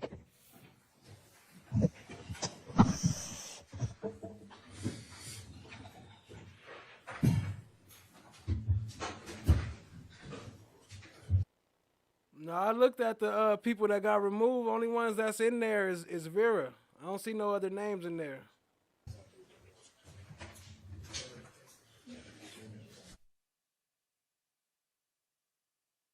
The No Child Left Behind thing. I'm going to show you what's been marked as 37 and admitted. Excuse me. Oh, that was my mixtape name. That's why he put the hashtag. He was supporting my mixtape. Your mixtape was No Slime Left Behind. Yes. What made you name your mixtape No Slime Left Behind? Like the No Child Left Behind thing. There's, in school. Okay. I just named it that. No Slime Left Behind.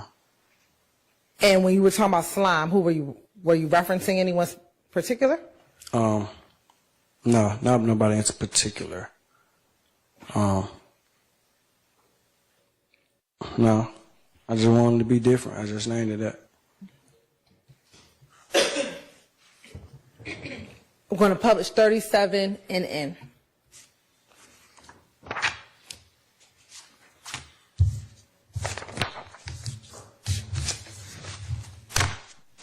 Who is in 37 NN? OG Boo. OG Boo. And who is that? Shannon. All right. And can you read for the jury the caption? Read his caption. Yes.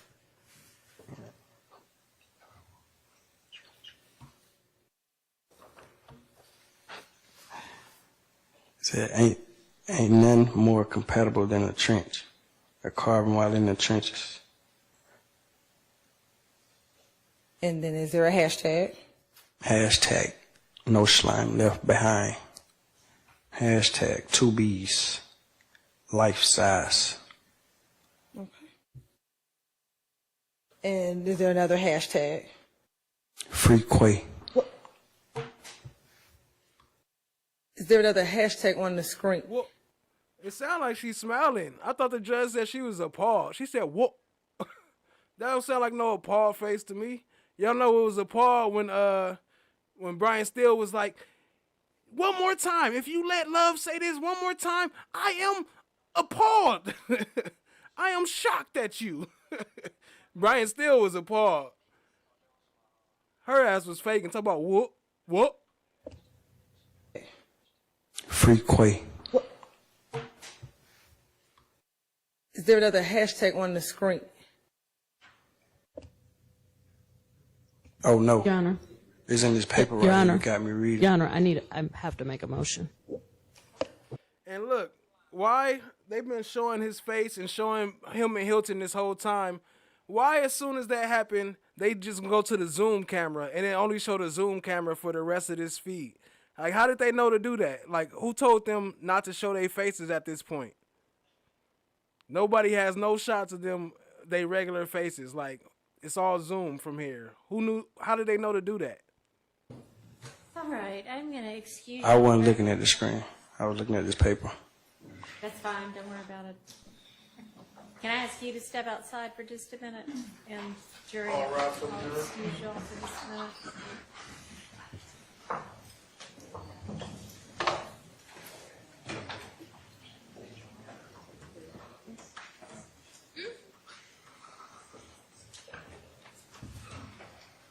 Mr. Lee, can you step outside for a minute for me, please? Thank you.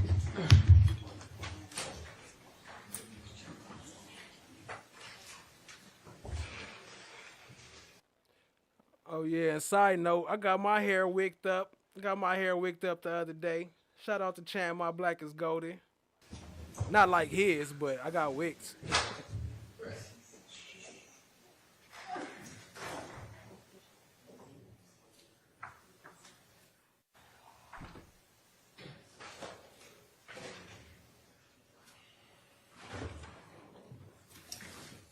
He got them Yoda wigs. Came in here and shut the whole courtroom down. Yoda. No child left behind. This dude really something. Your Honor, we're making a motion for mistrial on behalf of Mr. Nichols. We're not going to be able to unring this bell. Your Honor, this is the exact same issue that while we were at the bench, I brought it up. It was Exhibit 37NN that the hashtag, there was a hashtag on that exhibit that said Free Quay, which would definitely indicate to the jury that Quay, has spent time in jail or in prison. The state agreed. We stipulated that they would redact it. And then the state presented, I guess, to the witness the unredacted version, didn't prep him to not comment on it, and he did. And, Your Honor, before we had the opportunity for you to preside over us, this happened already again. And I made a motion for a mistrial. Now it's happened again. So now the jury has repeatedly heard about Mr. Nichols being in jail, being in prison, and you cannot unring that bell. We would ask for a mistrial. Your Honor, Carter Matthews for Mr. Marquavius Huey. We join in that motion for mistrial. And what's important for this court to know is that 45 minutes ago, there had been a reference to a person being in jail. Now, this witness has identified Marquavius Huey and has also identified Marquavius Nichols. So all the state had to do was ask this honorable court for an opportunity to have this witness maybe step out of the courtroom and go over with that witness that, we don't need to say anything about someone in jail, what have you. That did not happen before he went on the stand, nor after that first slip up by this witness. There may have even been a document right there on the witness stand that should have been pulled from the state of Georgia from that witness stand so that this could have been avoided. So, Your Honor, we are joining in that motion as well. Oh, hang on. It's all right. You just didn't know, but we'll let you know when to come back in, okay? So we join in that motion, Your Honor. Your Honor, and I just want to briefly add that it is painfully obvious that the state is not prepping their witnesses. You can tell by the way when the witness spoke the first time and he said, oops, am I... Why is the camera still on the Zoom cam though? Like who's controlling the camera right now? I'm not supposed to say that? Like, oh, I had no idea, which makes it obvious that the state had not spoke to him, had not prepped them, and this has happened repeatedly. It's happening over and over again, Your Honor, and we're just not going to be able to unring 100 bells. And finally, Your Honor, Mr. Marquavius Huey, it's been established that that his nickname is Quay. Okay, isn't there going to be, we talked today about, isn't there going to be a stipulation that references to Quay, at least at some points, are not either Mr. Nichols or Mr. Huey? We did. Yes, you're right, and that's... What up, Anthony 3000? I see you, family. A few things. So, one, Your Honor, it was not intentional because we clearly... Okay, but it was sloppy because I presume he's reading from the document that you handed him instead of reading from the screen. And we should have... instructed him to read from the screen, but Or you should have presented him with a document that had that part redacted. It's just sloppy. The issue came while he was on the stand, Your Honor. So the issue did not come prior to. Ms. Westmoreland walked up to me while he was on the stand and said. So then, shouldn't that made it like fresh on your mind? Like if it happened while he was on the stand, then shouldn't you have took that and put a line through that damn part so he wouldn't say it? Obviously, just a single line. That's all you have to do. Just cross it out. I'm going to have an issue with that. Can you redact it? That is when the state became aware. Then it should have occurred to you, you know what, I'm handing him a hard copy of this document that is unredacted. But not if there's multiple quays, Your Honor. If I don't know which quay that. Hang on. Can we stop having people come in and out when I've asked the witness to step out and every time the door opens they can hear what we're talking about? Please, just for a few seconds. I'm not asking anybody who's in here to leave. Huh? The state is in charge of the witness, and they're supposed to be guiding the witness to the room. Yeah, I mean, there seems to be. I was trying to hear what she said. She said the state is in charge. They supposed to lead the witness in and out. So that's up to the state. So somebody probably from the state told him to go back in there.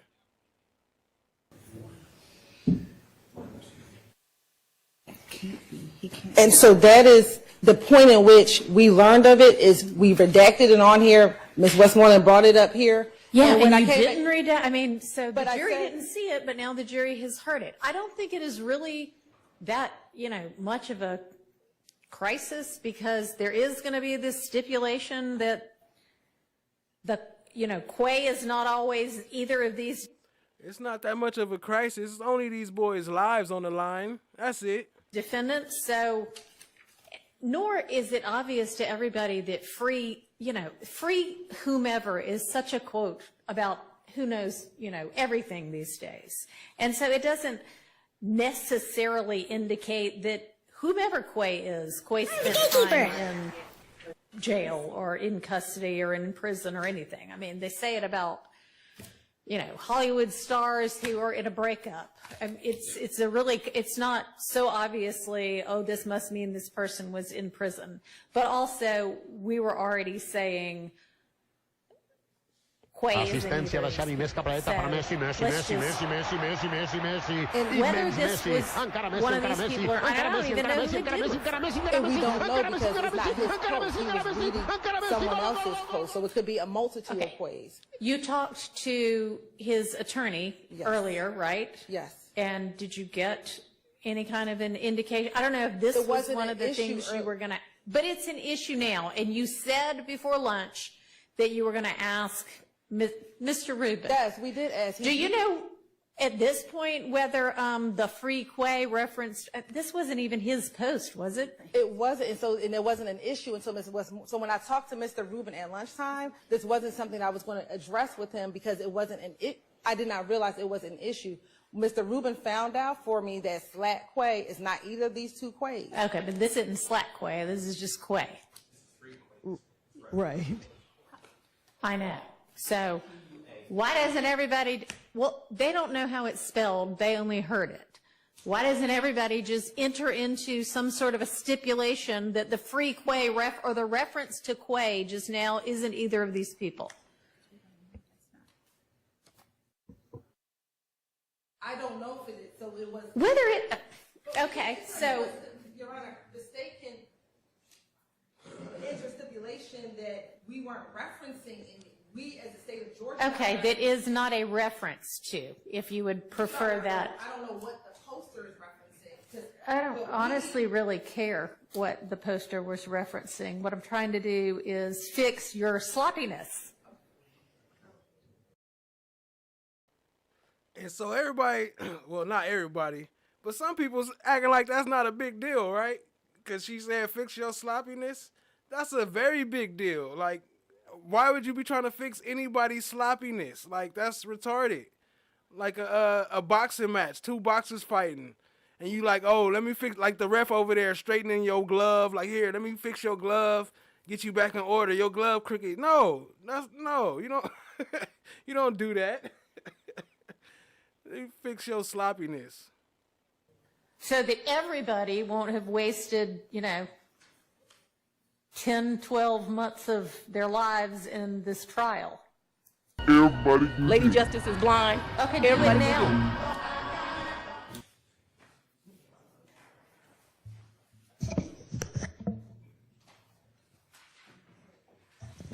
Y'all work on that. I'm going to take 5 minutes.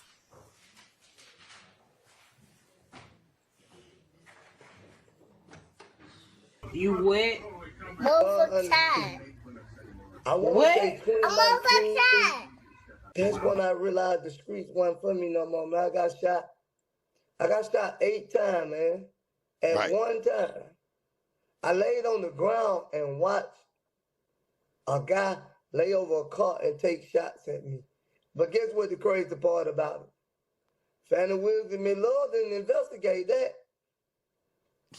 And I'm guarantee you they know about it. Developments in this investigation. That's right, Cheryl. The officer had surgery yesterday, and we know that he was in serious but stable condition upon arriving here at Grady Hospital. ABD has not released his name just yet, but we know that he worked for a specialized unit that targeted violent offenders. As for the suspect, 22-year-old Christian Eppinger is behind bars and is expected to go before a judge this morning. Police calling him a known gang member who was wanted for charges of aggravated robbery and assault. Police say the 22-year-old and the officer got into a fight after the officer tried to arrest him for charges in connection to that armed robbery. This happened around 2 p.m. yesterday on Old Hapeville Road. The suspect pulled out a gun and shot the officer multiple times. We're told he then took off to a nearby apartment complex. The suspect running through the apartments, and 2 police was running through the apartments after him. Today only reinforces why we took the oath and why we're here. So every gang member should know that if you're committing crimes in this city, we're going to come and we're going to arrest you. And the suspect was arrested a short time later. He is facing felony charges. The 22-year-old is expected to make his first court appearance at 11 today. The deputy chief sending quite a message to gangs, and we know there are 170 known gangs within the city, so a lot of work to do. Brittany, thanks for the update. We can maybe, that's why we could probably deal with that on the 8th. Yes, sir. If his counsel is also ready to deal with it, so we may not be able to do anything with that. But I appreciate you telling me that, Mr. Geary. Okay, all right. So Mr. Siminoff and Mr. Eppinger, we'll go ahead and put it back on for the 8th of September, and we'll see where there are some other ancillary issues that I need to take up, but we'll wait on that on the 8th of September, okay? Yes, Your Honor, and that concludes my business, I believe. I don't know. Do you recall telling the detectives that he put your name and he don't know why he put your name in these songs? I didn't like him rapping about.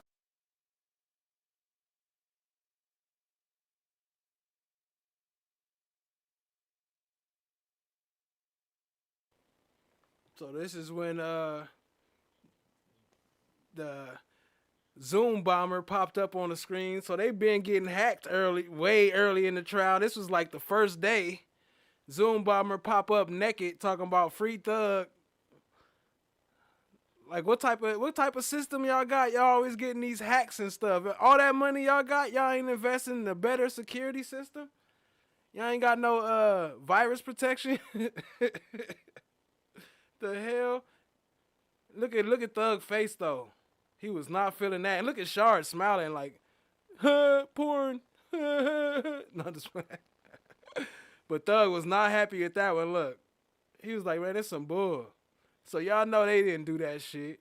Had to be well, I don't know. It might not have been the state. They might have got it hacked. But if they did, either way, it's bad on the state. Like, what type of system y'all got? Crazy. Look at his face. Shard over there smiling.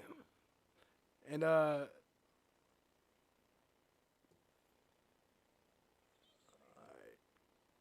they're talking about his phone, Your Honor, because later he's talking about the phone. And Your Honor, I hate to reveal this in such a public forum, but he is fighting for his life. He's fighting for his freedom.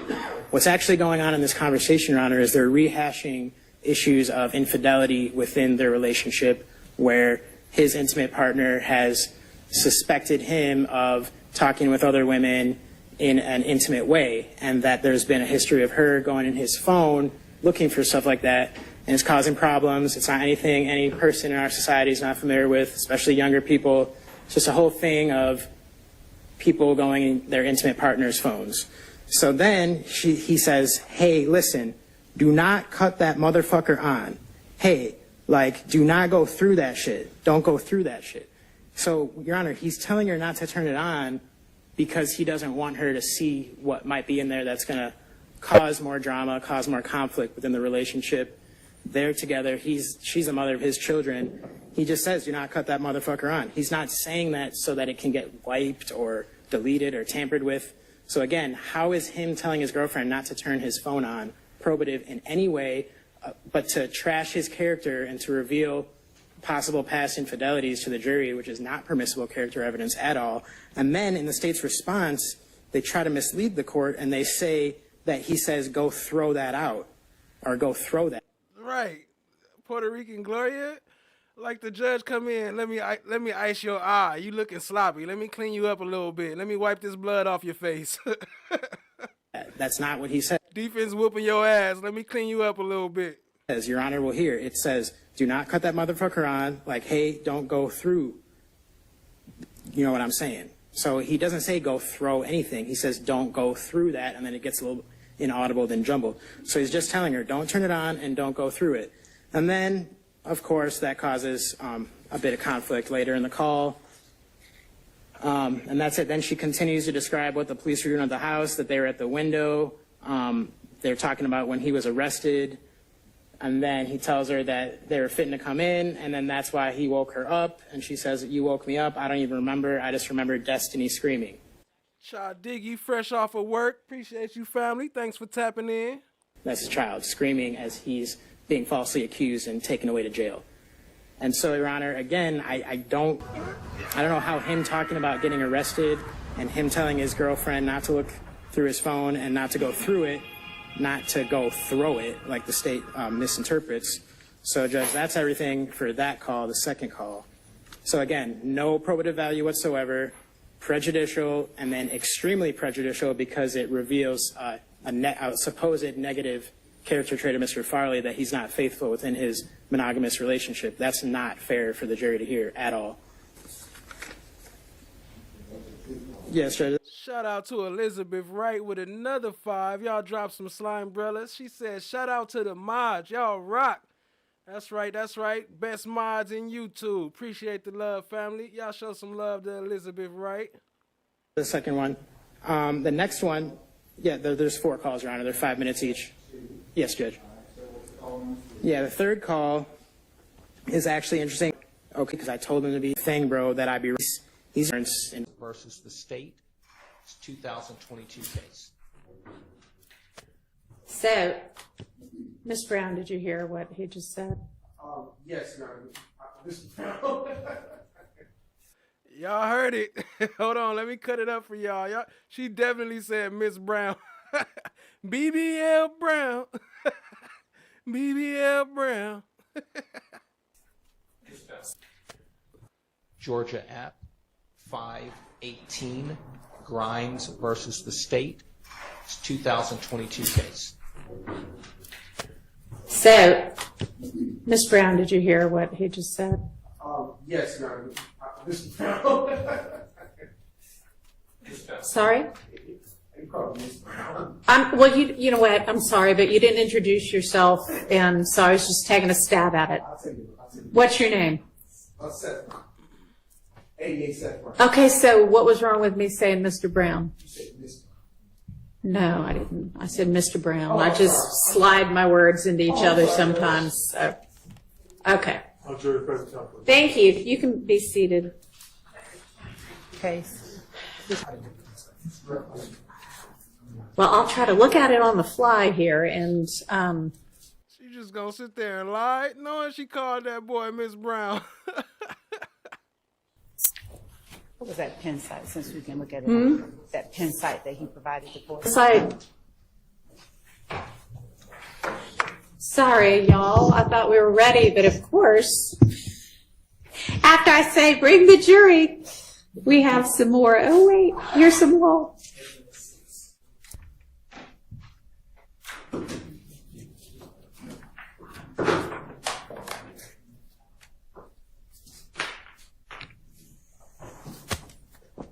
My bad, I had to see him again. Get that camera off me.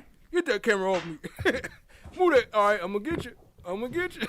I don't know. Maybe we need to take a look at that case since we're all just looking at it for the first time, because a present sense impression exception doesn't have to be somebody perceiving it at the actual time they are telling about it at the actual time they're perceiving it. It can be, but it can be immediately after as well. So the question is sort of like how much time can go by for it to still be considered immediate. And I don't know if you know what you expect the witness to testify to, but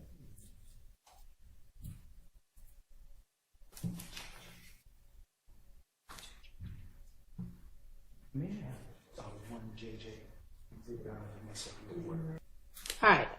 My ruling would be that's close enough in time to negate the likelihood of deliberate or conscious misrepresentation. So I'm going to permit that as a present sense impression exception to hearsay. Does anybody need to use the restroom before we have the jury back? All right, let's all take as quick of a break as we can, because we've already been out about 15 minutes. Thank you.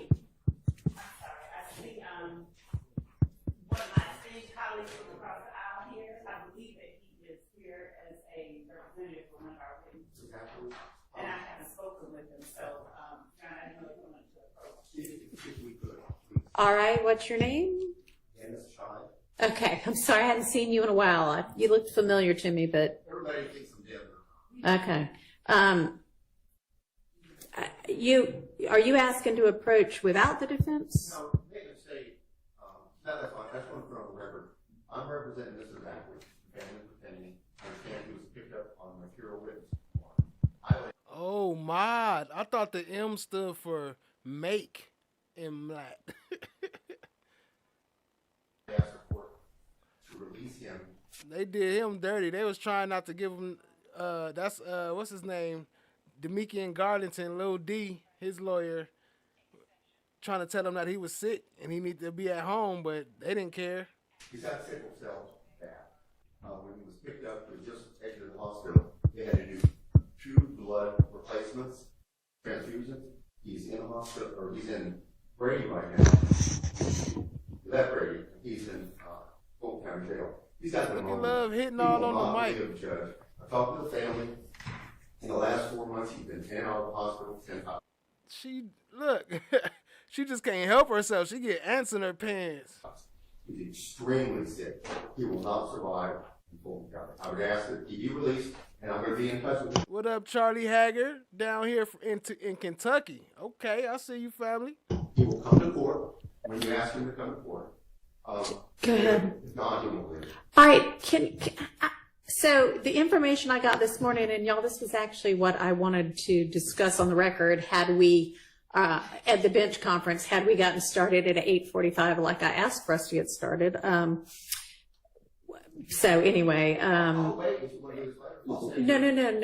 this has nothing to do with that. But the information that I got this morning from the sheriff's office was that he is in Grady. Your Honor. So I don't know how recent your information is. I talked to family 2 a.m. Well, we've spoken with the sheriff has informed us since that time, and that was what I wanted to bring to the court's attention. Okay. I didn't know that.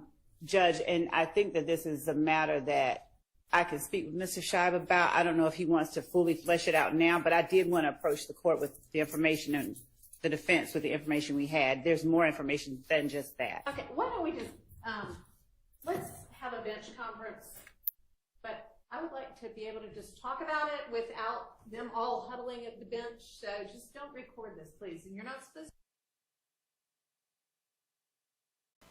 What he said in his interview. Okay, so if he ends up saying, I don't know what I said before, but everything I said was a lie, then you can't necessarily just play everything he said. But if he says, everything I said was a lie and I just said it to get out of jail, and then you say, aha, this shows right here you were willing to go to jail and keep quiet, then that's a prior inconsistent statement to what, if we assume he says that on the stand.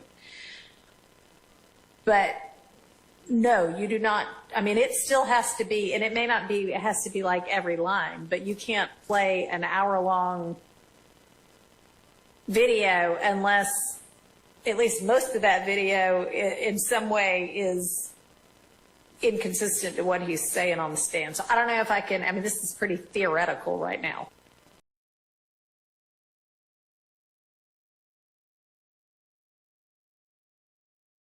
Here, jury gets to hear that evidence. Is it a nation of it? I mean, of rap music.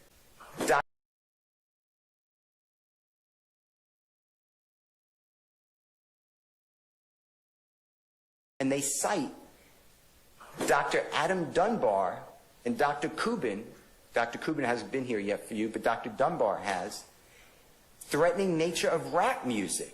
So my point, to answer your court's question directly, like, why can't the jurors just do it? Much love, Loa. Appreciate you. We almost up out of here, family. About 20 more minutes. A little early one tonight. Well, because I fast-forwarded most of it. But, yeah, we almost up out of here. Appreciate you, family. The court is telling you why That's they can't do it. That's what they're saying, a jury's determination of it. I mean, crosses the line, but they still get that privilege of deciding that. No, the point here is it protected speech?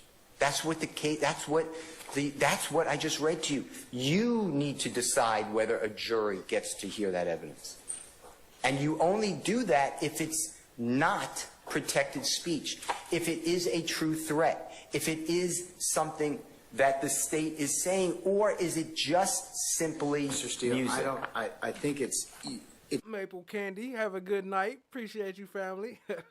It's two tracks. I don't understand your argument. Okay, I really don't. It's two tracks. It's either First Amendment or it's not.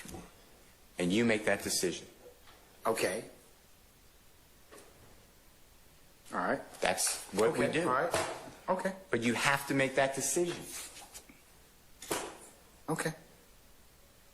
I hope I've answered that. I mean, your question just was right there. And what is a true threat?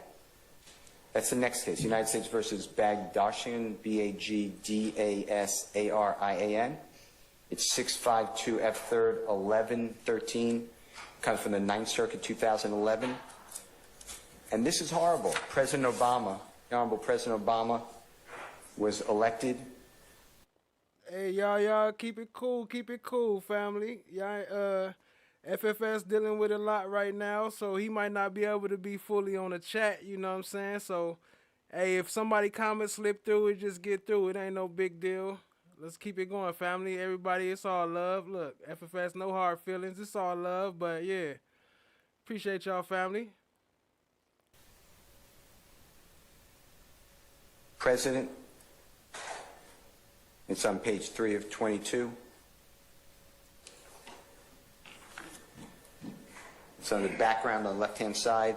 On October 22, 2008, when Barack Obama's election was looking more... Hey, what up, Rico? I like the new picture. I like the new logo. Nice. More and more likely, Bagdasarian... Is that the Rice Street logo?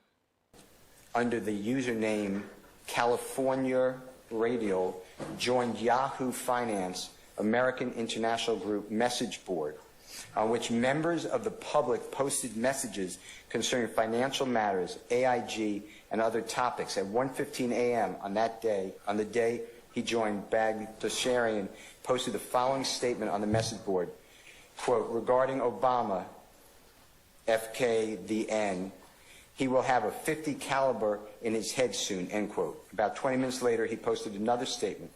on the same message board, quote, shoot the N, country FKD, for another 4 years plus.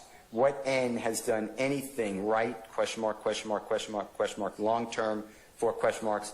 Never in history except Sambos, S-A-M-B-O-S. This was found to be protected speech. Under the state's theory, they would say, well, that goes to mens rea. But it's not, it wasn't prosecuted. By the way, let me mention, I don't require nothing from any of my moderators. I give y'all tools, or to give y'all the tool, because I appreciate y'all and got love, but it's no requirements. Like, it's not no, you have to do this or you have to do that. Like, nobody has to do anything like that. So we appreciate it when y'all do. It's all love, but let's just keep it all love, family. They prosecuted him. Did they prosecute him? Of course. He was convicted.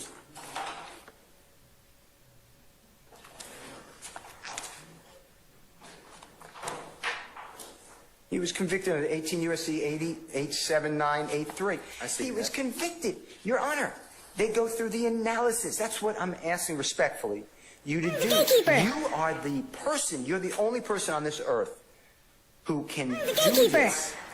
And you need to do it this time, because I'm asking the court respectfully. Jeffrey Williams, if you let this in, nobody should ever say anything to anybody else. Because the state of Georgia went through with all their resources and picked out little, they don't give you you have not listened to the whole song of any of these. You don't know the context. You don't know the next line. The words are good as the company they keep. The state is telling you this is mens rea. It doesn't, they can't say whether it's mens rea. The jury makes that determination. What they should be able to say is Jeffrey Williams told KC that he wrote this song about the killing of Mr. Thomas. That is competent evidence. That is the confession. That is the co-conspirator admission. That is the admission. But what they're doing is not that. The state is making the determination. Judge, we have these violent lyrics and we have these violent allegations. So therefore, we want to merge them together and let the jury decide. Elizabeth Wright, you get a shroom by your name on month 2. So after the first month, your second month, you'll have a shroom by your name. Appreciate y'all, family. Hit the like, hit the subscribe, tap in, share with a friend. And that's exactly what the U.S. Supreme Court says cannot be done, because that's not America. Okay, and you're right. I have to let it in. I have to decide whether to let it in, whether or not it's going to go for a proper purpose. So you're right about that. I don't have any issue with that. Well, first, is it protected speech? And the state, my point, I sat here intently listening. There's wonderful people and lawyers representing the prosecution. They never gave you the information to be armed with getting it in. They need to bring it. I moved to exclude it as protected speech. I'm not asking for any category of, I don't remember what Mr. Carlson said, but it was far-fetched. I'm not asking for any somehow carve out. I'm saying that I would do it if it's a book writer or if it's a teacher. These are words. And the words in America get to be protected unless, of course, they're not. Now, certain words you don't even need to do First Amendment. If you're in, like what you're doing now, and I answer questions directly, that's not a First Amendment. That's not my beliefs. I'm answering your questions. We're having a conversation. I said that. But when you're going into somebody's mental state because they're rhyming words to beats and making people feel good about them because they play them all over the world, that should not be interfered with unless the prosecution meets their burden to show it's not protected. You went. So this is a great case about, is it a threat that Ms. Hilton talks about. The last case I gave you, Your Honor, which was the Counterman case, they have great about incitement. You know, when you're inciting people to do things, go out, I'm going to tell you this, go out and go to January 6th and go to the Capitol. Those are not protected speech. If it's to incite somebody to do a crime, I agree with that. I'm not trying to say that criminality somehow gets immunity because you said it in a rap lyric or you say it in any setting. I'm saying in this setting, in this case, without a connection, I think you called it nexus earlier, maybe not today, but earlier, unless there's some sort of direct connection to show, hey, this is the confession, that's the state's theory. So it should not be used. Your Honor, moving on, there is a trend here.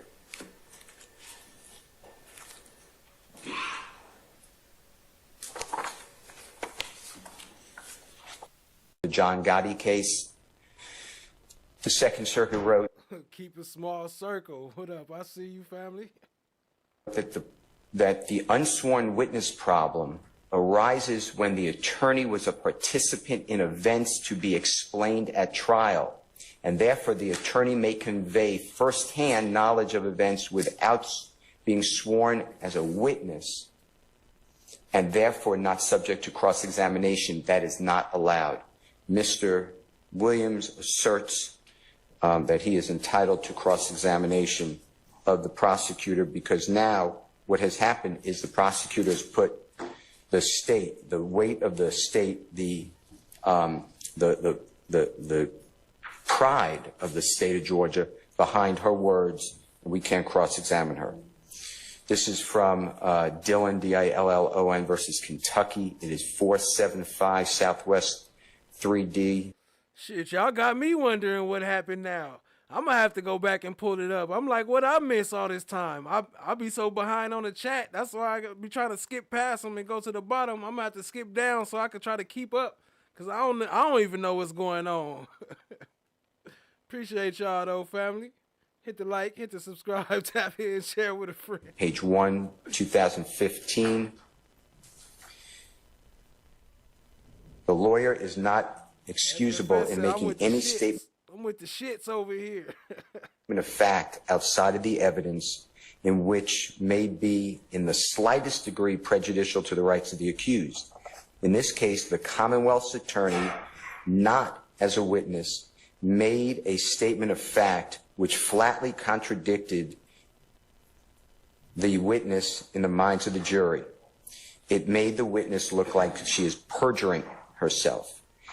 There was a plain course for the Commonwealth's attorney to pursue, either to introduce himself or judge, and it says Horman, H-O-R-M-A-N, as a witness to contradict, but in seeking to appreciate you, family. Take this course, he should have kept silent as to what occurred in the witness room for the reason that a repetition of it, not under oath, in the hearing of the jury was incompetent evidence and of the character very damaging to the rights of appellant, which doubtless left an unfavorable impression in the minds of the jury, notwithstanding the admonishment of the court. Your Honor, in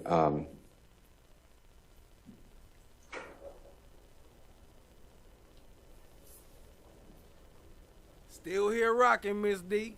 We almost about the here. 10 Rule more minutes. 3.7, comment 2, a lawyer shall not in a trial assert personal knowledge of facts in issue except when testifying as a witness. Generally, a lawyer must be prohibited from acting as an advocate at trial where the lawyer is likely to be a necessary witness. I'm raising that early. This is a very serious issue. But here, I don't know how we got here. But all I know is I sit there and I see text messages between the prosecutor and a witness that are now in evidence, and the prosecutor saying, didn't you tell me, etc. I'm not going to repeat. YP said, what's going on? This trial got us tripping. Of course. What's going on? But that is my motion. And my motion is that for whatever reason that was done, the state of Georgia has caused one of their prosecutors that now has to be lifted from this case. If not, I am moving for a mistrial because I cannot cross-examine an unsworn witness. Lastly, Your Honor, this is a separate issue. I would like the phone of Ms. Bennett to be returned to her because I believe, based upon what I'm hearing, that there is exculpatory information on that phone. That phone is being held by the Fulton County DA's office. I have not seen the process that this court ordered, but I did see a video, and I will tell you that according to the video that I saw, I may be wrong, but according to the video I saw, Ms. Bennett did not have her phone on her when she's arrested, so it should not have been put in property, and it's not in property, it's with the DA's office, and I'd like to look at that phone if Ms. Bennett allows me. I don't have any other way to do it. But without having it, I can't ask her for it because she doesn't have it. So those are my issues. I want to raise them today because they're ripe, and I don't know how we're here, but that's my issue.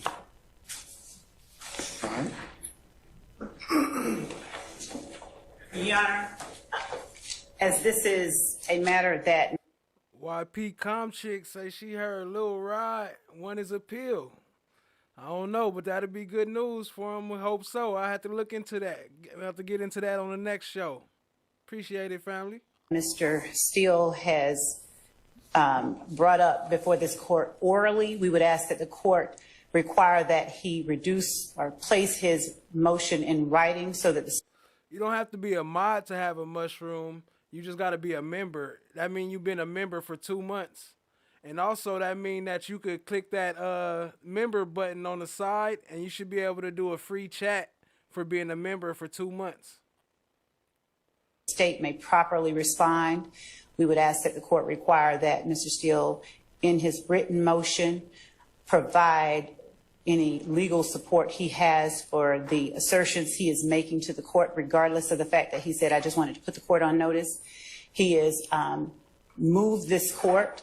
I believe that this is not a proper motion to be made orally, that it is one that should and necessarily needs to be made in writing, and the state given the proper opportunity to respond in writing with legal support for the state's position. And I'd ask that the court allow us to properly address this motion before this honorable court, either on next week while the jury is in recess. Hold on, I had to bring that back. You know what? You're right about that, fam. I'm going to have to make that my next emoji. We're going to have to make a free YSL. I had a YSL emoji, but I changed it. But yeah, I think the next one going to have to be the free YSL. And we still waiting on FFS to let us know what he want. Or at any other time that the court deems proper. Well, this afternoon, Fulton County prosecutors received a 48-hour extension to respond to a motion to remove the judge in the YSL RICO trial. The trial remains on hold while some defendants seek to have Judge Earl Glanville recused from the case.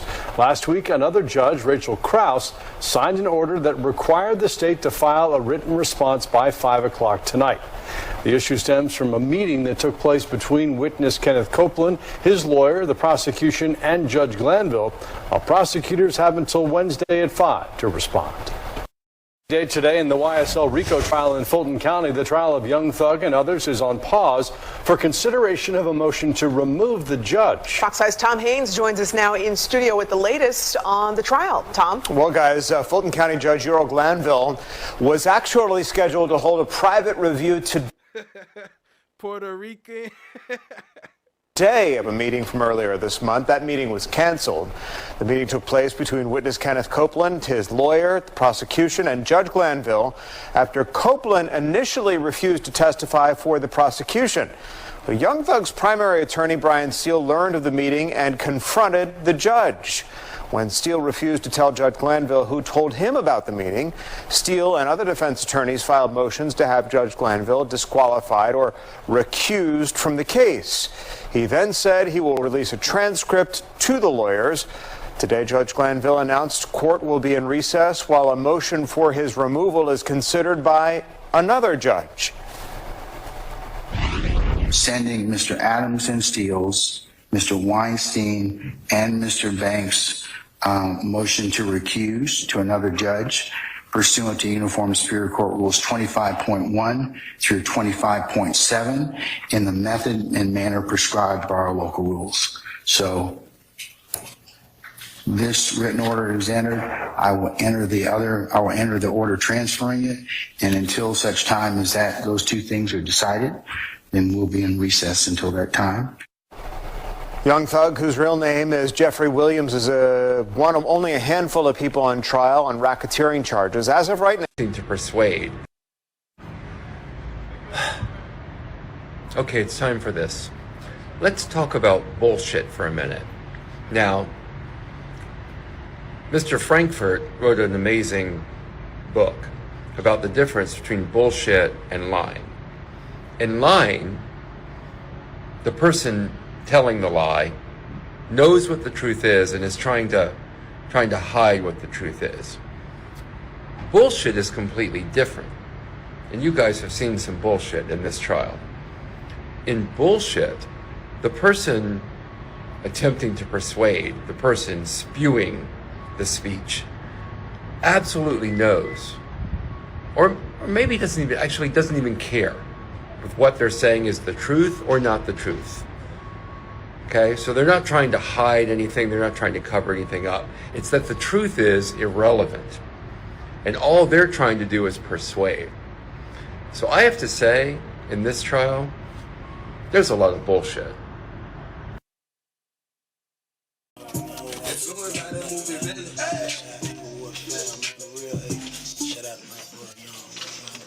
Free who? Don't check them all.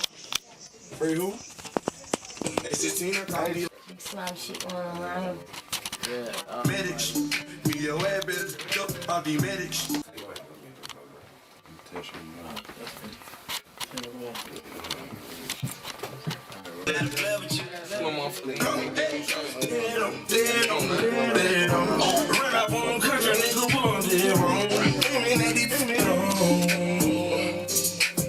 I'm playing dead, but I'm dead on you. You're not a blood, but you got red on you. And I watch my surroundings like the fans on me. All good. Appreciate you, Daniel Hauser. Appreciate you, fam. I know it happened. It happens to the best of us. Long live RHQ.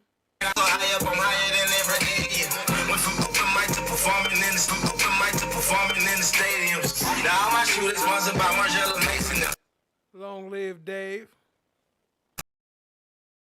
Hold on. Let Jack Dave.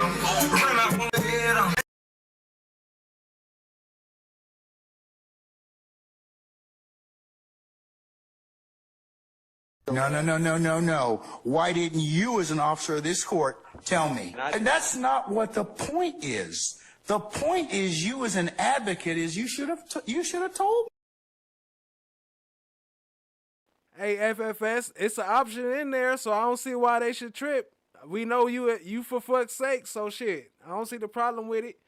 But some people might not want to use it, so maybe it might be a problem. But hey, I'm with you. I rock with it. Well, that might cause some problems. Maybe not. Maybe in my chat we could use it if you want to, but I don't know if we should do that in other people's chat. Shout out to FFS. Appreciate you, family. Me. I got a problem with you now. I got a problem with you now. I would suggest you don't say anymore. Now you want to have it both ways. You can't do it. Both sides have an equal responsibility under the rules. It's professional responsibility. All right, have a seat, sir. Thank you. How fast things have changed. How fast things have changed. How fast things have changed. Now I see you running, coming for my come up. Broke.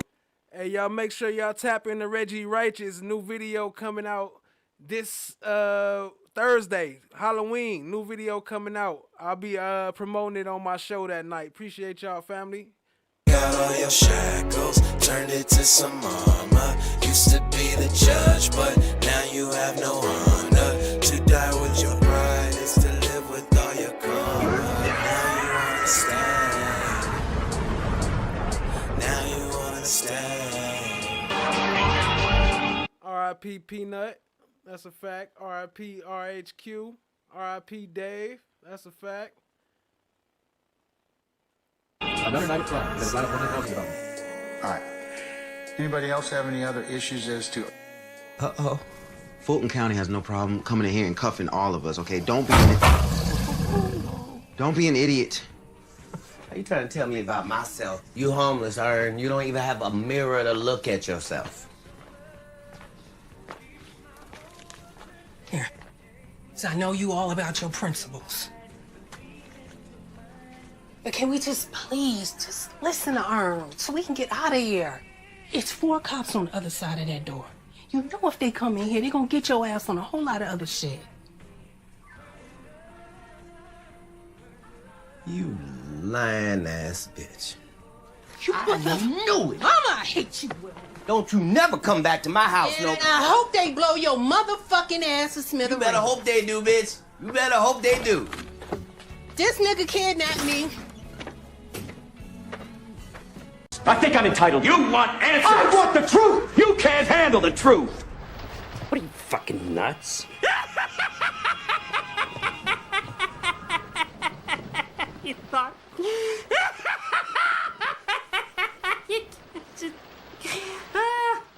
Oh.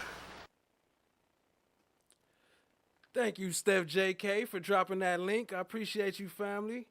I want to go back to a comment I just saw. Who was that? Daniel Hauser. I'm still confused on how he got a deal when his lawyer agreed to the mistrial. None of the other lawyers did. That's because they must not have got that mistrial that they was trying to get. That's the only thing I could think of. But I don't know. Or he got severed. He must have got severed from the case. He basically got severed out the case, so he's not part of it. So the 6 is just down to 5, basically. But from what I heard prior to seeing that was that all of them had to agree to either, but no, I don't know. But that's separate from a mistrial anyway. So yeah, I don't think they got that mistrial. So we should see them tomorrow, most likely. Appreciate y'all being here. Let's do a last minute roll call before we get up out of here. Shout out to Steph JK. Appreciate you, family. Okay, Ghost, Casper the Ghost made it back in. Appreciate you, family. Chad Diggy, Charlie Hager. I'm sorry.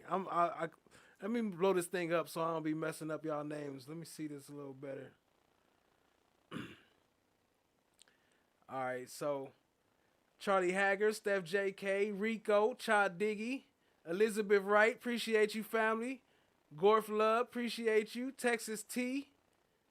YP Calm Chick, Puerto Rican Gloria, what up though? Sapphire Ridge, I see you, family, appreciate you. Sapphire Ridge News, YP Calm Chick, Chad Diggy, FFS, always holding it down, appreciate you, family. I hope everything is going well with your situation, and I hope the best for you. I hope that you don't have to experience what you went through today no longer. I hope everything works out with that. Miss D, what up? I see you. Daniel Hauser, appreciate you for being tapped in. Texas T, Mookie, Danielle. Let's see. What is that? Japagency Jules? Japagency Jules. Okay. You know I can't read, y'all. All right, I'm seeing doubles now. Appreciate y'all, family.